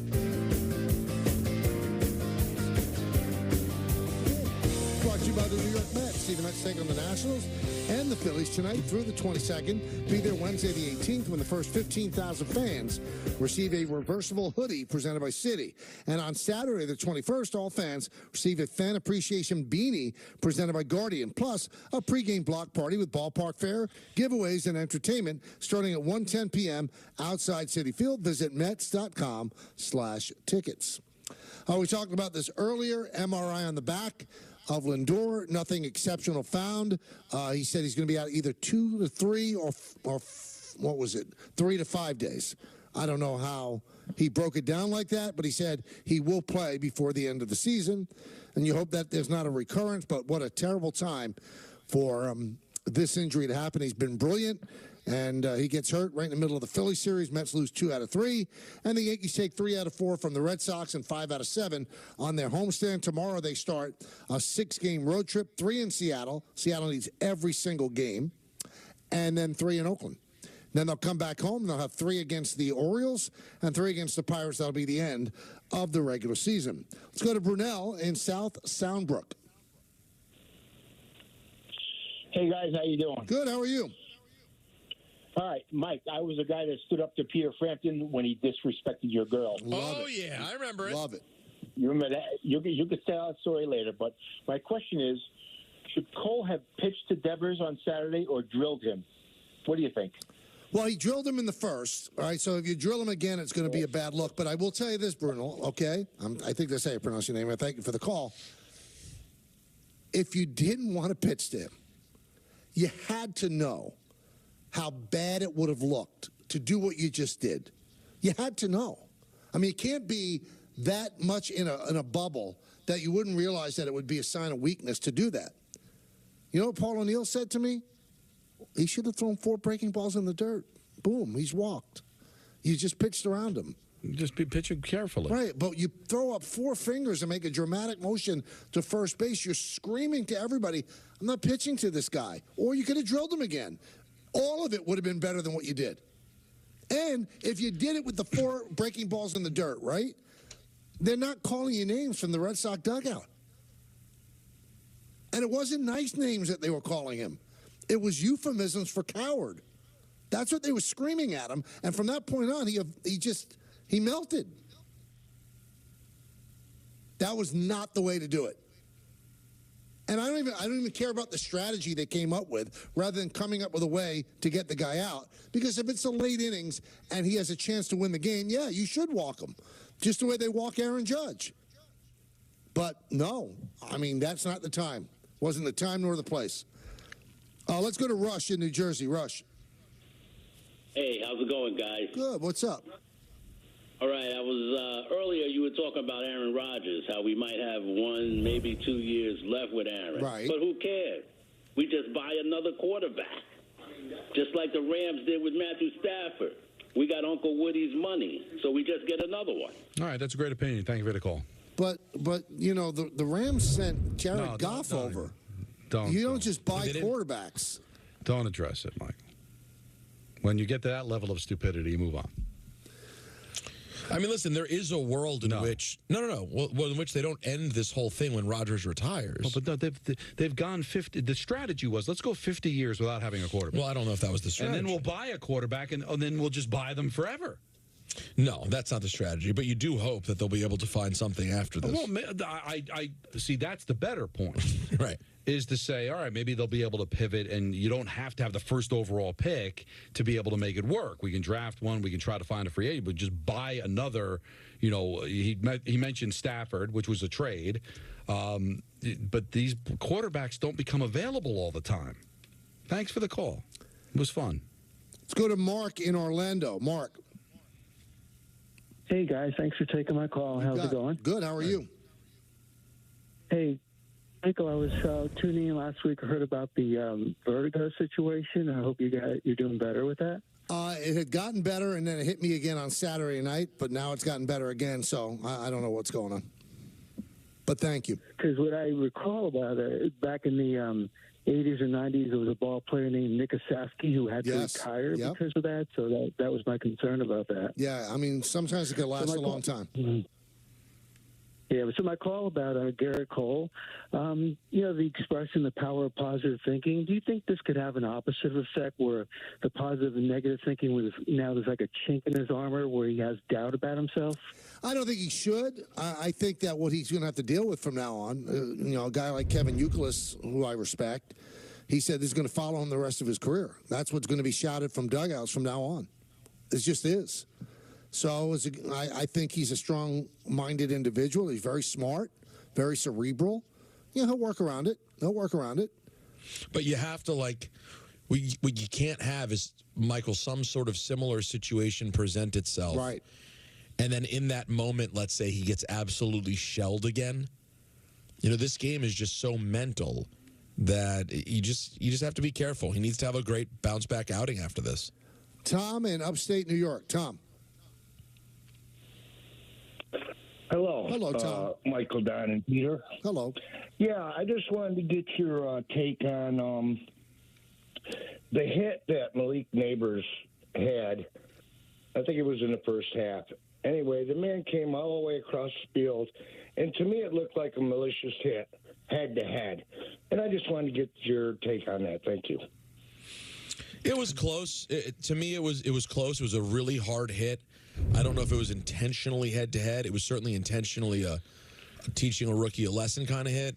Although I know that this isn't fair, Don, but to me, Giants don't really have much of a kick coming, considering in the first quarter, Jaden Daniels had 2 feet out of bounds and was knocked on his back. I was surprised they didn't throw a flag. And that was shocking. And Instinct was like, I love the fact that they didn't throw a flag. The second he said that, I was like, did you just say a quarterback has 2 feet out of bounds, gets shoved to the ground, and I was shocked. I was shocked. So that was the only reason I didn't think the Giants really had much of a kick coming later, is that the refs had already missed one so badly. But no, it was a tough hit on Neighbors for sure. Let's go to Griffin in Connecticut. Griffin. Hey, Michael. Got one thing I was before I get to the football. You know what I was thinking on Friday with Judge when he hit that home run? What's that? Remember that guy that called in a little bit earlier in the week? He's not clutch. All his nothing home runs have meant nothing. David That Portchester, home sure. run meant something because we were looking at a one-game lead in the division or two-game lead or whatever. We were not. The Orioles lost that day. So if we didn't win that game, we wouldn't have gained ground. We gained ground to end up. That helped us 100%. That home run meant something because it was big at the time. It really meant something. It really exploded the whole stadium, and I was so happy listening to it on the radio. Griffin, he's hitting 345 with runners in scoring position. He's been I know great. everything meant something, but that one just was incredible. Along with all his other ones, this is the reason he is a star and he is the captain of your team. Well said. Well said. I think most people agree with that. Let's go to Dennis in Center Reach. Oh, no football. Yeah, Mike. Yeah. Yeah, I got an issue with what your call for Garrett Cole on Saturday, bro. Yeah. Yeah, what are you trying to show the guy up? This guy's a MVP Cy Young Hall of Famer. All right, thank you for the call. Stop. Well, let's engage them. Go ahead. What do you mean? No, because it's ridiculous. What do you mean? What are you referring to? So you kill the guy when he doesn't rip the team, and then he has an opinion on it, and it's a bad because he went after Cole. No, he could have the opinion. It's the way. Oh, you didn't like my tone. How about Paul O'Neill? Did you? I mean, 5-time world champion. Did you have a problem with him? Paul O'Neill is a Yankee. Paul O'Neill's a Yankee legend. Who are you? I'm nobody. I'm nobody, babe. But you know what? You're the one stuck listening to me. Thanks for listening, babe. No, see, I don't know why. Don, we can't not listen. No, because we can't give up on fighting with yo-yos. There's be no sports talk radio. You want to end the genre of sports talk radio? No, that's not talk show. That's just trying to bait Michael into getting all aggravated and upset. The guy's an idiot. Why do you give people that? There's plenty of people that have opinions we can argue with, but when a guy purposely calls up to get Michael's goat, he didn't. That's just stupid. Well, but you got to listen to give me a break. Stop it. He's not going anywhere. So Dennis, so if you're a Yankee fan, he's going to be in your ear for the next 25 years. And I've been in your ear for 33 years already, Dennis. Sorry.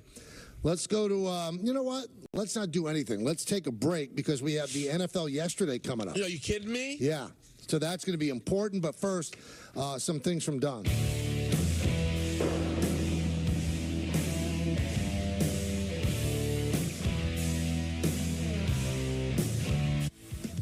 The Michael K. Show on Yes is brought to you in part by Memorial Sloan Kettering Cancer Center. At Memorial Sloan Kettering Cancer Center, being the Northeast's best cancer center means being the best for you. Pairing the most advanced treatments with the most compassionate treatment. It takes looking at every cancer from every angle. And a care team that looks out for you and everyone you care for. It takes MSK. Hi, I'm Eileen. I live in Vancouver, Washington, and I write mystery novels. As I was writing, I found that I just wasn't sharp, and that doesn't work when you're writing a mystery. And I knew I needed to do something. So I started taking Prevagen. I realized that I was much more clear, much sharper. I was remembering the details that I was supposed to. Prevagen keeps my brain working right. Prevagen, at stores everywhere without a prescription. Is it possible to be more capable and more practical? Be able to perform here and here. Make a statement while barely making a sound. And command the road, as well as what lies ahead. How we get there matters. Get exceptional offers at your local Audi dealer.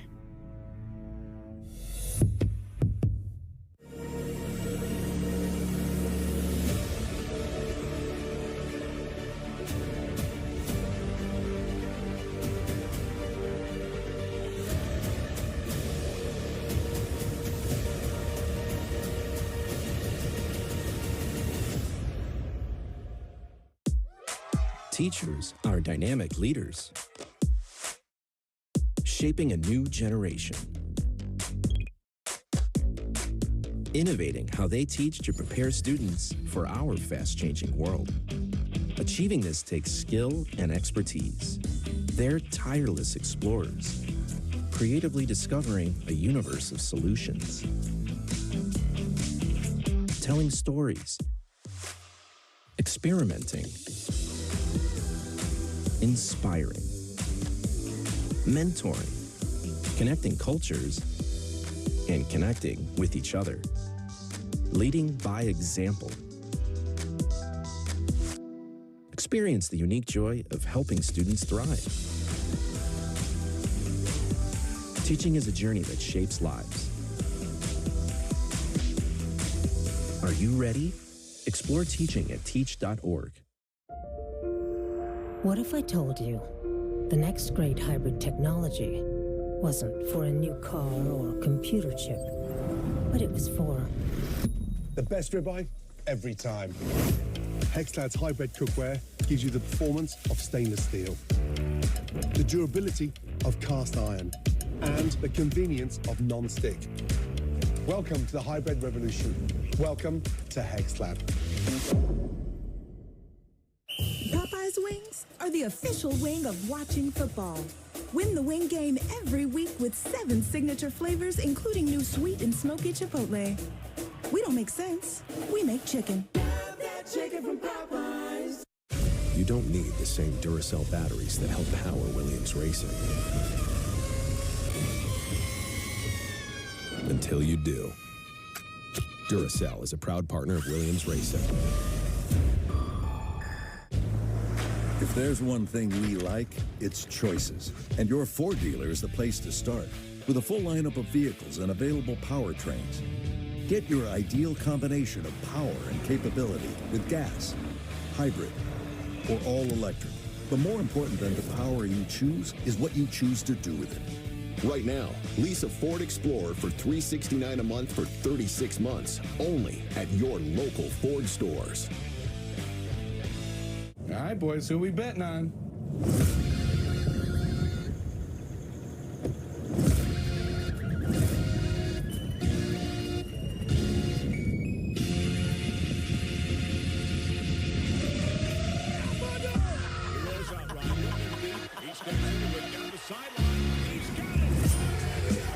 However you bet, whoever you are, the sportsbook for every kind of player. Hard Rock Bet. Roll with us. I'm Naheem Hines, proud supporter of the Muscular Dystrophy Association. My mom has muscular dystrophy, and the MDA helps her and kids like my buddy Ethan. My name is Ethan, and I'm 12 years old. Thanks to the Muscular Dystrophy Association and people like you, I have more hope than ever before. And MDA funds over 150 care centers for kids like me. For over 70 years, MDA has been transforming the lives of people living with muscular dystrophy, ALS, and related neuromuscular diseases. Learn more at mda.org today.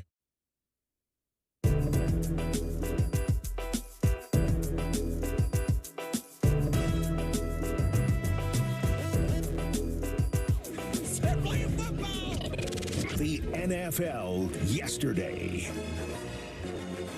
Oh, you feel the breeze across your cheek. And you go, what is that? Sniff it dead. That smells to me like foosball. Another football Sunday. Football Sunday in the books. And we are now 2 weeks into your 2024 NFL regular season. Oh, I'm told we have a sponsor actually on this. You kidding me? Oh, look at that. Brought to you, of course, by our friends at Bigelow Tea. Yeah. Wow. How do you like that? Thank you, Bigelow. Thank you so much. So, Michael so far looking good. His Buffalo Bills sitting atop the AFC East as he promised. My pick for the Miami Dolphins. Can't say it's looking great. Can't say it's looking great. The Cincinnati Bengals 0-2. The Ravens also 0-2. Not something you'd expect probably after 2 weeks. The Houston Texans on top in the AFC South. Not as much of a shock. Chargers on top with their new head coach. We thought that'd be a possibility. Of course, the Chiefs as well. Giants at the bottom of the barrel. The Carolina Panthers looking miserable. And now the LA Rams go to 0-2 and maybe losing Cooper Kupp. But let's get to yesterday's action, shall we? And that is looking to be out an indefinite period of time. Might go on IR, according to Sean McVay. I think that's what they say, not what you want. Is that correct? That is correct. Saints improved to 2-0. 44-19 over the Cowboys. What kind of moron would like the Cowboys? Me and Michael, because we are hacks. The Saints have scored 91 points this season, tied for the fourth most through 2 games in NFL history, and have scored on, get this, guys, all 14 offensive drives that have started in the first 3 quarters through 2 games. 10 touchdowns and 4 field goals. Alvin Kamara finished with 180 yards from scrimmage, 4 total touchdowns, 3 rushing, 1 receiving. Unbelievable, joining Reggie Bush in 2006 as the only players in Saints history with 3 rushing touchdowns and a receiving touchdown in a game. Derek Carr, 99.4 QBR, the best ever in his career. And with the loss, it snaps Dallas's 16-game home win streak, which was the second longest in franchise history. But there is a caveat to that. Go ahead. They got crushed by the Packers at home in the playoffs. Playoffs, Michael, playoffs. Let's hear from Dak. Are you confident this team can turn it around? Yeah, I'm confident because I know I can go in there and set the example of how we're going to move forward, how we're going to respond, how we're going to approach this week, and understanding that it's a process. I mean, already echo in the locker room, hell, we're not going undefeated. Coach McCarthy said that, like, wipe this one behind. We're going to learn from it. Can't wipe it until we've learned from it. We build off of it. That's what I said. Yeah, that was a good team. They started fast, 2 weeks now. Got to give credit to them, understand that this blah, blah, blah, blah, blah, blah, blah. I'm making so much money, it doesn't matter. Let's hear from Jerry Jones, his message to fans after the blowout loss. Extraordinarily disappointing for our fans. We will correct this. We will improve from where we played out there today. Not what you expected, but guess what? It was not the only fan base who got shocked at home yesterday, because in Baltimore, the Raiders rallied from a 10-point deficit in the fourth to defeat the Ravens behind a go-ahead field goal from Daniel Carlson with 27 seconds left in the game. Let's hear it from Raiders Nation Radio. Officially a 38-yard field goal for Carlson. He has hit 3 today. It is just inside the left hash. Bobenmeyer the snap. Cole puts it down. Laces are spun. The kick is up. It's angling towards the uprights, and it's good. Daniel Carlson, with 27 seconds to go, puts the Raiders in front 26-23 here in Baltimore. Now, wrong call. I was going to say the same. I enjoyed that. This season marks the Ravens' second 0-2 start under Harbaugh, the other one coming in 2015.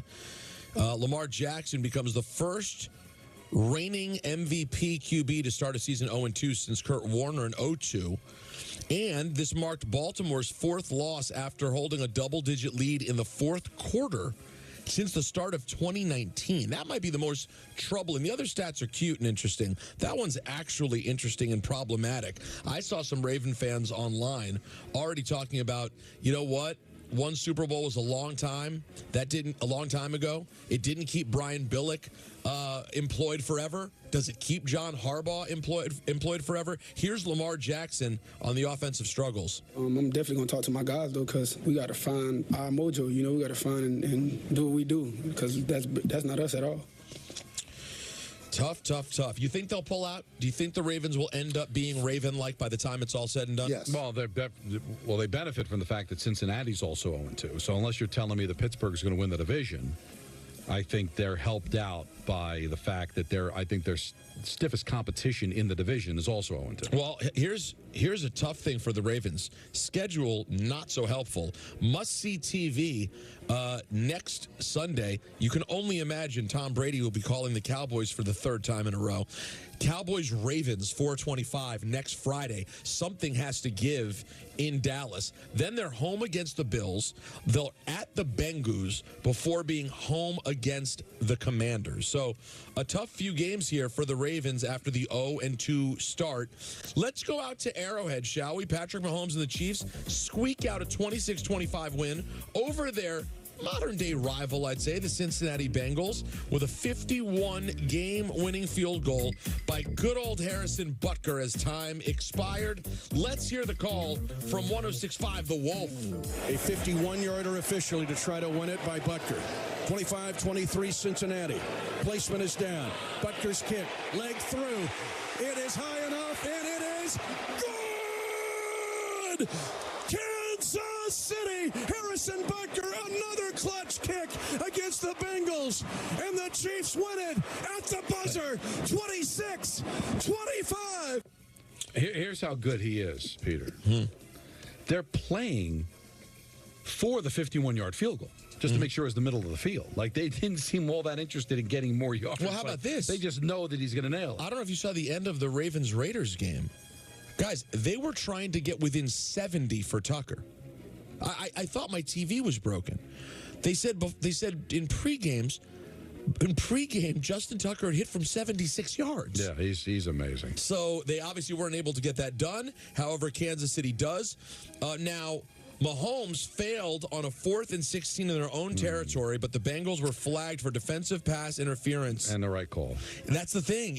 At first you go, really? And then you look at it closer and you go, it's the right call. He got there early. It is amazing. At 4th and 16, I'm like, how are they going to convert? Because I just could not picture the game ending on him failing on 4th down. So I'm like, is he going to run for the first down? Is he going to throw to a wide-open Kelsey? Is there going to be a defensive hold? Is there going to be a pass interference? I was not shocked. But that was the right call, no question. The Bengals By now the have way, a Kelsey had another bad game. The Bengals now have a 1-9 record in the first 2 weeks of the season since Joe Burrow joined the team in 2020. Here's Zach Taylor on his team starting 0-2. We've been here before, unfortunately. So we know what this feels like. We know it's a long season. We know we can get ourselves out of it, stick together, get our emotions in check with an extra day this week, come back ready to play a great game in front of our crowd. I expect it to be a great crowd. You guys remember a couple of weeks ago when the Giants opened against the Minnesota Vikings? Yeah, sure. And I think some of us on this program at least said, the Vikings may not be that bad, and Sam Darnold may not be the worst fit to drop in on a team that's loaded at wide receiver. The Vikings now find themselves 2-0 after beating the Niners 23-17. A lot of players went down to injury during that game, and it ended up getting close late.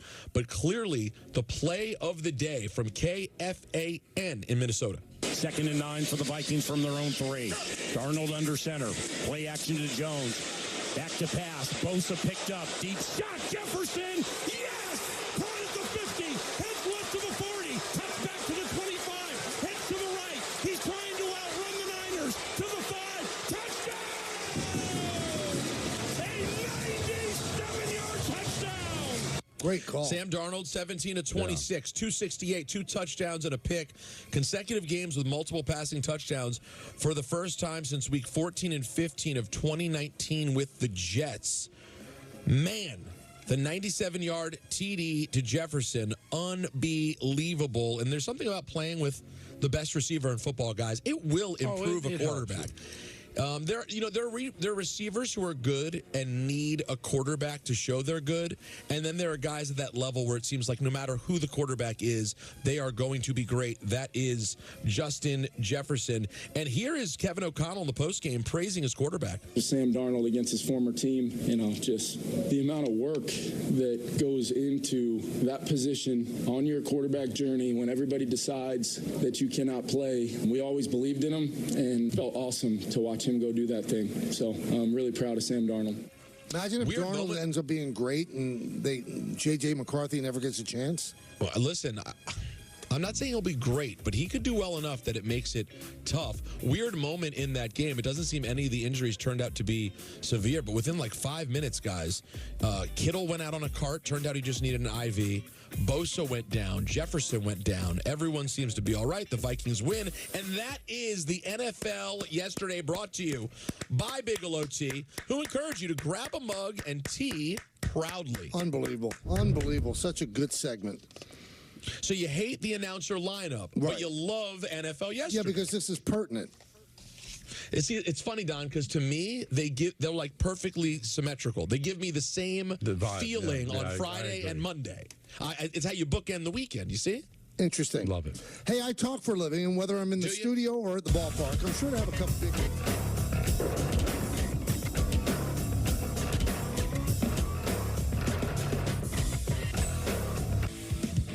The Michael Kay Show on Yes is brought to you by FanDuel. Make every moment more. This is you, and this is your lingering hunch. The Browns look riveting, Gary. The kind that just sort of hangs around. Their defense, unstoppable. But with FanDuel, this hunch won't linger much longer.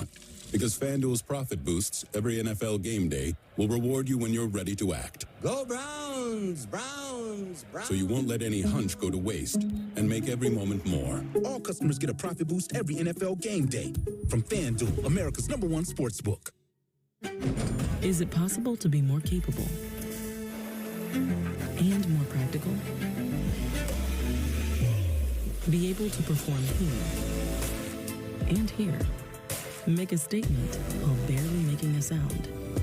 And command the road, as well as what lies ahead. How we get there matters. Get exceptional offers at your local Audi dealer. Popeye's Wings are the official wing of watching football. Win the wing game every week with 7 signature flavors, including new sweet and smoky chipotle. We don't make sense. We make chicken. Chicken from Popeyes. So, there's this guy, Paul Rivera, grew up in the Bronx, made some mistakes, but eventually becomes one of those hard-working citizens who keep our city going. But he gets pulmonary fibrosis, and his only hope is a lung transplant. When one hospital, Montefiore Einstein, get him a new lung, and they give him a new life. Everyone in his neighborhood is like, they give that guy a new lung or a new motor. The story, Mr. Giamatti. well, you ought to know, Mr. Rivera, you lived it. The best ideas come from solving common problems. My problem, like a lot of other men, I couldn't find a shirt that looked good untucked. So this became my passion, to design a shirt that captures the perfect balance between length and fit. Easy to say, not that easy to do. But with some innovative design changes, we did it. Our problem, my solution. Untuckit.com. If there's one thing we like, it's choices. And your Ford dealer is the place to start. With a full lineup of vehicles and available powertrains. Get your ideal combination of power and capability with gas, hybrid, or all electric. But more important than the power you choose is what you choose to do with it. Right now, returning lessees can lease a Ford F-150 for $299 a month for 24 months. Only at your local Ford stores. How'd they get so much flavor in these Skittles Littles? 'Twas I who shrunk the Skittles and packed them with a rush of flavor. Did you accidentally shrink yourself too? Yeah. Huh. Shrink the rainbow, taste the rainbow. Everywhere but the seat. The seat is leather. Alan, we get it. You love your bike. We do too. That's why we're America's #1 motorcycle insurer. But do you have to wedge it into everything? What? Don't do that. This reminds me of my bike. The Wolf was about the size of my new motorcycle. Have you seen it, by the way? Happy birthday, Grandma! Really? Look how the brushstrokes follow the line of the gas tank. Hey! Brought my +1. Jamie. With Chevy trucks, be ready for adventure. With power you can count on. Capability that doesn't compromise. A hard-working EV with more range than any competitor and the potential to take you anywhere. It's Chevy truck season. Get 0% financing, plus make no monthly payments for 90 days on all 2024 Silverado 1500 pickups. See your local Chevy dealer. What if you went to your secret hiding place and found this? All drug use comes with risk. Before those risks become real, know that you can quit.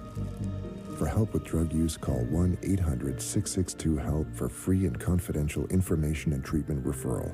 Or go to samhsa.gov/knowtherisks.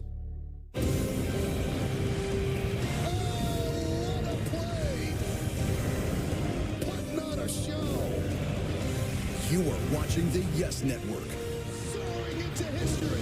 Your home for award-winning coverage of the New York Yankees.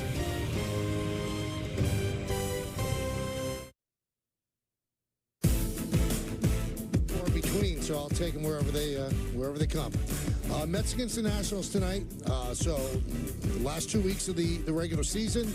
And the Mets a little bit behind the 8 ball. They don't have Francisco Lindor. Out 2 to 3 or 3 to 5 days with a back. The MRI that they did on the back came back with good results, so it's nothing structural, so to speak. Mendoza said he was expecting something worse, so he is relieved. And Jose Iglesias will get the start at shortstop. He does not have great range at shortstop. That's why he plays a lot of second, could play some third as well. But they decide to go with Iglesias rather than Acuna to fill in for Lindor. It's going to be tough. These 3 games against the Nationals are not gimmies. The Nationals always play the Mets tough. And then after the Nationals leave town, 4 games against the Phillies. And really, you can say the Mets have no excuse, and I hate that expression because losing Lindor does give you an excuse. It gives you a reason. Now you have to play the best that you can and not just give up. But you can't say that's no excuse. It's an excuse. It's a pretty big excuse. Of course, he's your best player. He's been the leader of the team. He's the reason you're in this position to begin with. So it's tough. And that's why we said a while ago, like, how would you feel if the Mets missed the playoffs, and how disappointed would you be? Well, that kind of changed the narrative if they've got to go for the foreseeable future without their best player. So let's see how it works out. They've got those 3 games with Atlanta. Hopefully he'll be back by then. But you can't sleep on the Nationals, but you got to take care of business at the same time. Mets played well in Philadelphia, but came up short on Saturday and Sunday. 2 games that they could have very easily won, especially Saturday with a 4-0 lead, especially with a 1-0 lead going into the 8th inning yesterday. To not win either of those 2 games, that was tough. So let's see if they can get up from, take care of business against Washington, stay alive here. Hopefully you catch a break tonight. Maybe the Dodgers get the split of the series with Atlanta, and you can gain a game and go from there. They're still there, Michael, but if they've got to go any length of time without Lindor, it's going to be tough. Now, the Yankees are off tonight. They flew to Seattle last night, so enjoying an off day here in this beautiful city. And then 3 games against the Mariners, who have to win every single game as well. They're fighting for that 3rd and final wild card spot. Mariners have great starting pitching. They throw strikes. Going to be an interesting series. Yankees are in very good shape, obviously, to get into the playoffs. But what they want to do is win the American League East. They have a 3-game lead over the Orioles. So they have 6 games on the West Coast. Then they'll come home. They'll play the Orioles 3. And then they'll play the Pittsburgh Pirates 3 to finish off the regular season. So they have not hit that great of late. But you know what? They get big enough hits. They won in extra innings on Thursday. The big Aaron Judge home run on Friday. They lose 7-1 on Saturday with the Cole intentional walk. And yesterday, another home run by Judge, and they win by a score of 5-2. So they take care of business against the Red Sox and against the Royals, playing good baseball right now. Pitching seems like it's in pretty good shape as well. So both teams are poised. The Yankees obviously in better shape because they'll definitely get into the playoffs. The Mets are just trying to get in, and once they get in, it looks like Senga will come back. Now, how long he could give them in a start, or if he's going to be a piggyback guy on an opener, he is going to be back, it looks like, coming back from the calf injury. And let's say the Mets do get in, Don, all of a sudden you have an ace. And, the way Minaya is pitching, who's pitching tonight, you have 2 guys that you could start any kind of series with and feel very, very good, and then Severino. Yeah, you feel very good if he can come back, but let's see. We had him back. He ended up injuring the calf again. I don't know what kind of length he'll be able to give you when he comes back. It'd be nice to be able to get him back before the playoffs just to see what you have, but just put yourself in a position to win, and that would be a nice little addition for sure. Because I think if they can find a way to start to hit again, Michael, like they were, this pitching, this bullpen, who for the most part, not over the last couple of days, but for the most part has been really good, they could be dangerous once they get there. Just a matter of getting there. Let's go to Brian in Rochester. Brian. All right, Brian. Hi, Mike, Don, Peter. Thanks for taking my call. First thing I'd just like to say, the only announcer I care about is Michael Kay. Lose the Friday announcements and keep Monday's recap of the weekend. Boo. Thank you, Brian. I watched the game this weekend, and Paul O'Neill mentioned that you had Novocaine and that you might have had trouble announcing something. Then you seemed kind of short with Paul after that. Was everything okay? Oh, my After he said that to you? Paul and I are like best buddies. I mean, it's unbelievable. I mean, it started with the Flaherty stuff. I mean, I had a problem with John. John was literally leading me around Chicago because I had the worst case of vertigo. Couldn't have been kinder, helping me on the buses, helping me off of buses. You people have to stop. I mean, really, you have to stop. The only announcer I care about is Michael Clay. It's amazing what people want to hear. Don't worry about it. I get along with everybody. Don't worry about it. If I didn't, I'd fake it. I just wanted to make sure, because anyone who's not a friend of Michael's no friend of mine. Let's go to Rick in Rutherford. Rick. Hey, Mike, Don, Peter, how are you guys? Good. What's up, Rick? Hey, what's going on? Hey, just a quick comment for Peter and a question for Mike. Peter, man, I got to tell you that you came out of face a little bit, talking about my Saints. So there's only one guy who can put you in his place, and that would be Cajun Don. Can I get a little help, Cajun Don, putting Peter in his place? Here we go.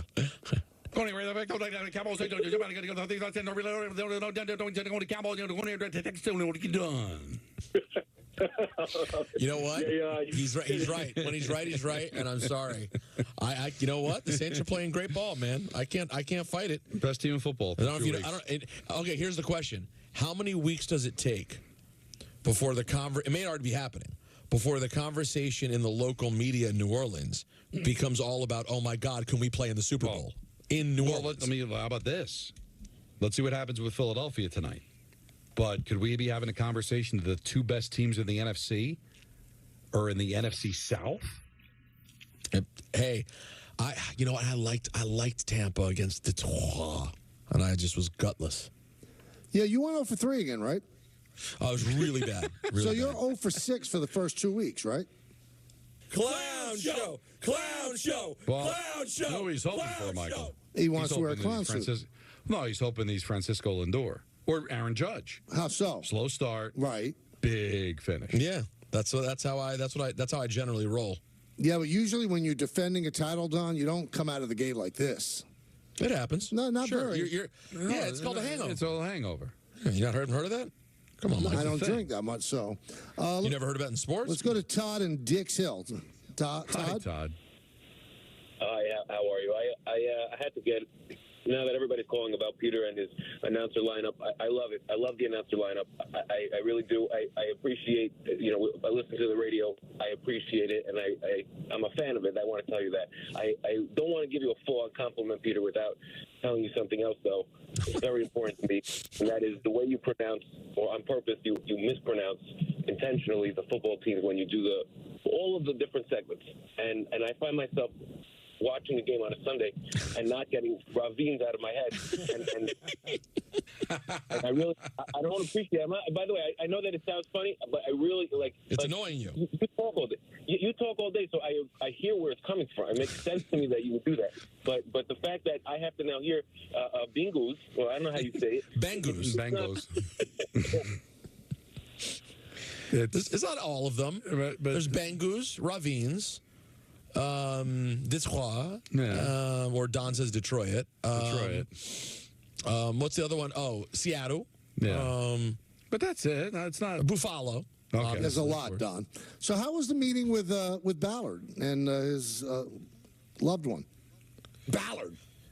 The meeting? You saw them. We went this to weekend. brunch. Yeah, we how went was together. You broke bread. Yeah, we quite literally broke bread. We had a delightful meal. Went to a place called 19 Cleveland, an Israeli spot downtown. Went down there and had some Israeli brunch. It was just fantastic. Good. Great time. Love it. Goldberg and Merrick. Goldberg. Hey, gents. How we doing? Good. How are you? Always good talking to you guys. I don't want to get ahead of myself, but it's my yearly plea to Kay that they just put you in and start announcing the playoff games and everything. It kills me. It kills me. Well, I'll be doing the wild card round for ESPN, so that's how about that? That's good. Yeah, that's not great. The same. Listen, Not the same. I always have to get my radio in sync with the ESPN games. I need you. We all need you. Oh, but I did want to tell you, you're welcome. I did want to tell you, we got to give a little credit here, and the pendulum is swinging with Glaber. I mean, it's pretty wild how ups and downs he goes, and if he can come in hot, I mean, this is a guy who could win again, I don't want to get ahead of myself. Let's get into the playoffs. Let's just take care of business. He could win a series for us. He's playing so well. He's making great contact. And let's give Boone credit for putting him in the leadoff spot. Nobody saw that coming. No, since he's moved to leadoff, he's been great. I mean, and that's not hyperbole. He's been great. He really has. He's helped carry the team. Still sketchy in the field, but he can hit. he can hit. And you know, you watch, even Paul O'Neill said this over the weekend, you watch him hit like this, and that's why you get frustrated when he doesn't hit. Because if he takes the ball out the middle in the right field, he could do so much damage. He just could. He had a home run to the short porch. He could do that all the time. But, you know, finish strong, and maybe you help the Yankees get something great. You accidentally mentioned my 13th book. What's that? Sketchy in the Field. Sketchy in the Field. Oh, yeah. Mm-hmm. Let's go to Juicy on Route 17. Juicy?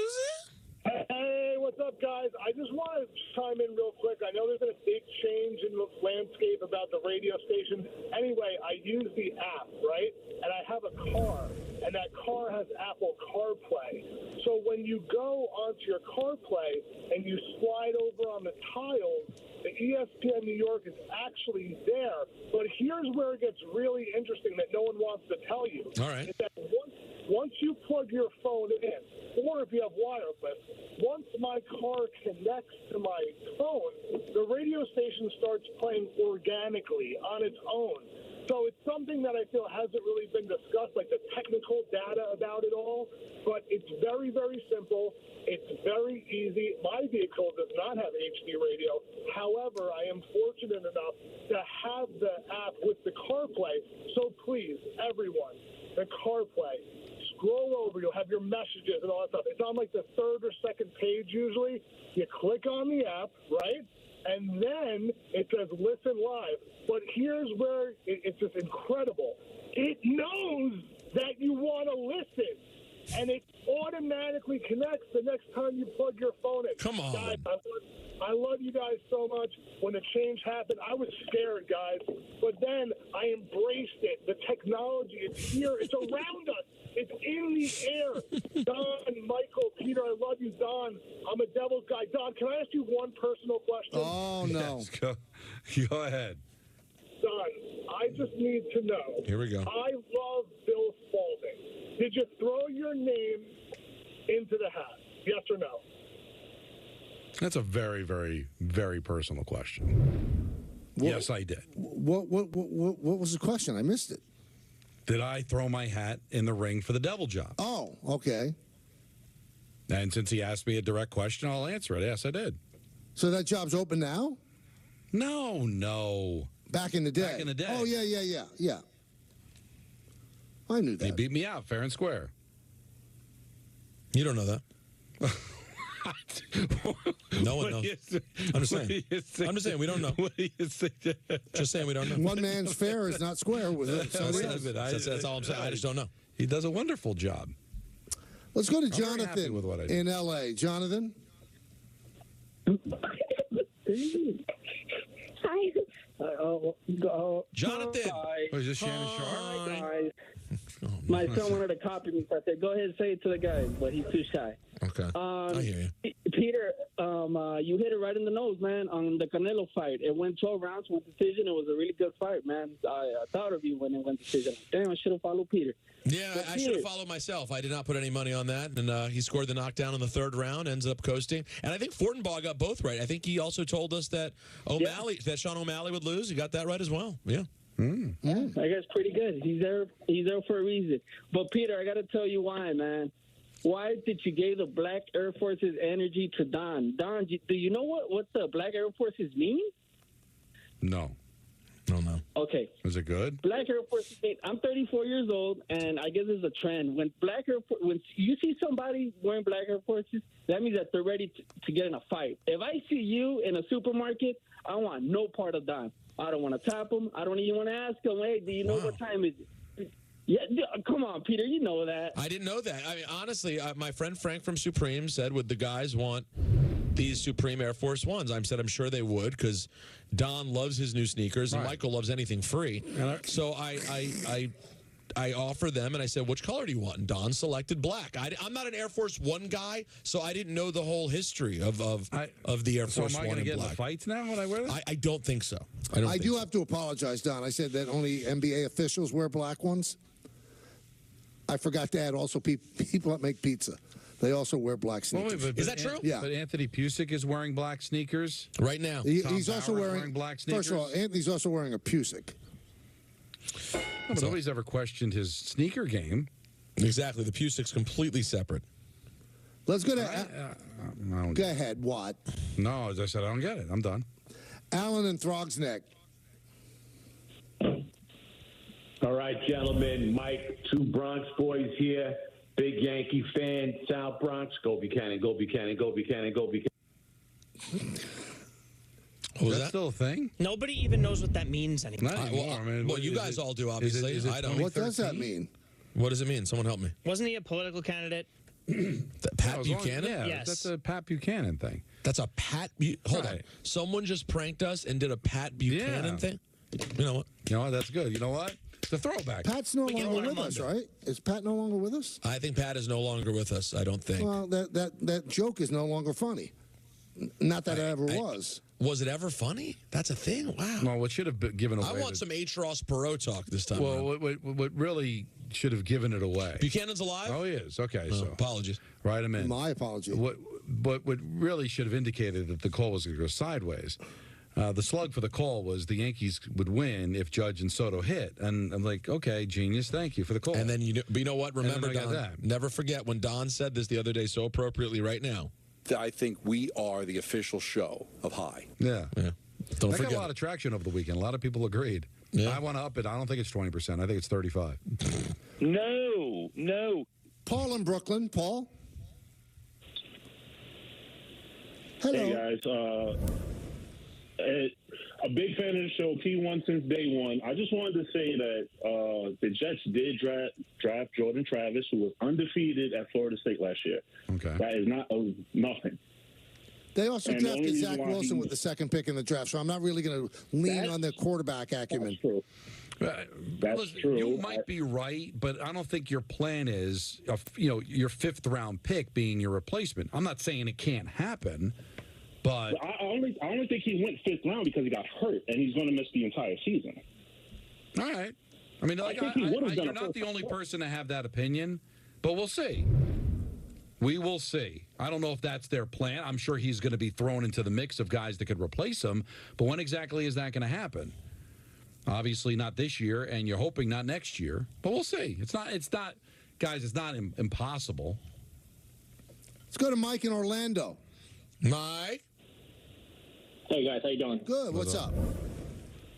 So I just got off of work late, so I haven't listened to the show. I don't know what people have complained about on the Giants side, but it's very obvious that Daboll and Shane, or at least Daboll, it could be tomorrow, it could be next year, it could be 2 years from now. He's not the guy. A coach needs to find ways to win games like he did that first year, not find new ways to lose games year over year. 0-2, 0-3, 0-4. Daniel Jones played good. Everybody played good. But for whatever reason, we couldn't beat an average football team. But, Mike, let me stop you for 1 second. I'm not going to say you're wrong, but Bill Belichick is considered the greatest coach of all time.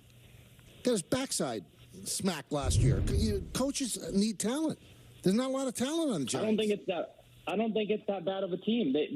I mean, the Redskins aren't a good team. We beat them in most facets yesterday. We improved the red zone defense and the red zone offense. They didn't punt, Mike. How did you beat? You didn't beat them. Your defense against their offense. They didn't punt. Our red zone. The Giants' biggest problem for years, and a lot of teams' big problem, is red zone efficiency. And we scored in the red zone, and we stopped the ball in the red zone. If you don't allow touchdowns, you should win football games.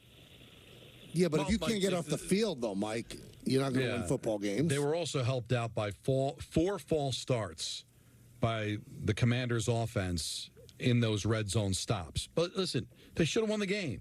But let's say they won the game. Neighbors holds on to the ball, Michael. They win the game. Do you feel really any different about the long term of this team? I don't. If you won that game 35-0, all right, we're talking. But even if they had won the game, is it really moving the needle that much as far as what you think this team's going to do over the next 15 weeks? Let's go to Pat in Connecticut. Pat. Hi, Pat. Gentlemen, thank you so much for taking my call. It's been a while. I used to be in Portland, Oregon, but now I'm calling you guys. First off, Don, the fact that you're not paying off the debt by telling us about Portland, Oregon is devastating to me. However, and this is a callback to many years ago, you talked about what your obituary would be in the New York Post if God forbid, you perished too early, and say, Michael K. co-host Don LaGreca, and now just picturing the clown makeup in such a morbid time. Oh, no.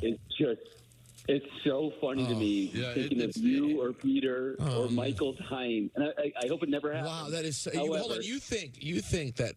So what you're saying is, God forbid, when the time comes... That's the photo. That's the picture they're going to grab? Clown shoes. Clown shoes died. And Pat's giving the media more Clown credit than they deserve. I'm not even sure I get my name. It'll probably just Michael K's sidekick dies, and there'll be the picture of me as a clown. Well, and also... It depends. If, God forbid, we die with Michael, it'll just say Michael K, comma, others, which is never... You know the worst part about the payment on this, and Peter brought it up on Friday, and it's true. You take a picture like that, it's forever. It is I know, on... My wife was against it. She was like, no, you don't want to do that. You don't... this is... Oh, my God. She was like, this is a bad idea. I was like, don't you worry. Well, what she should say is pick better. Football you boy. You wait till this week. You wait till this week. You're 0-6. You keep saying that. Well, I understand. I'll continue to say it. And by the way, and then next week, going into next week, I'll be 3-6, and then I'll be. You think so? Really? How many points are you behind? That's all that matters. What am I behind? Well, I have 5 points, so he's down 5, and You're you have 5 3. points behind. You're 5 down. I'm 5 back with 15 weeks to go before the playoffs. Yeah, you're good. You're all right. Are you confident that he's okay, Don? Yes. Thank you. I mean, last week's picks weren't even picks. I just said words. So I'm done goofing off. But you won a championship doing that.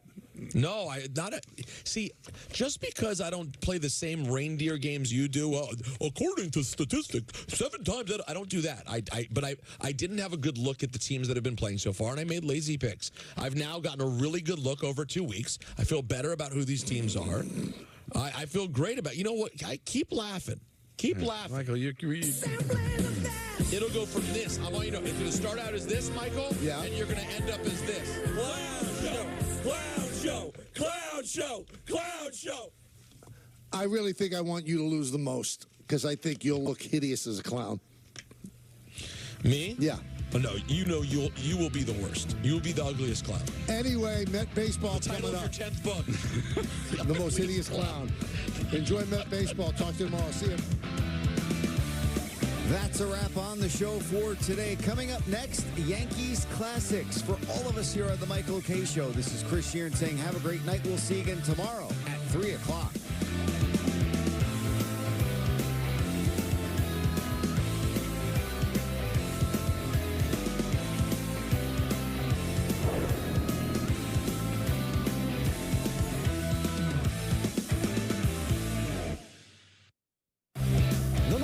Show on Yes is presented by Untuck It.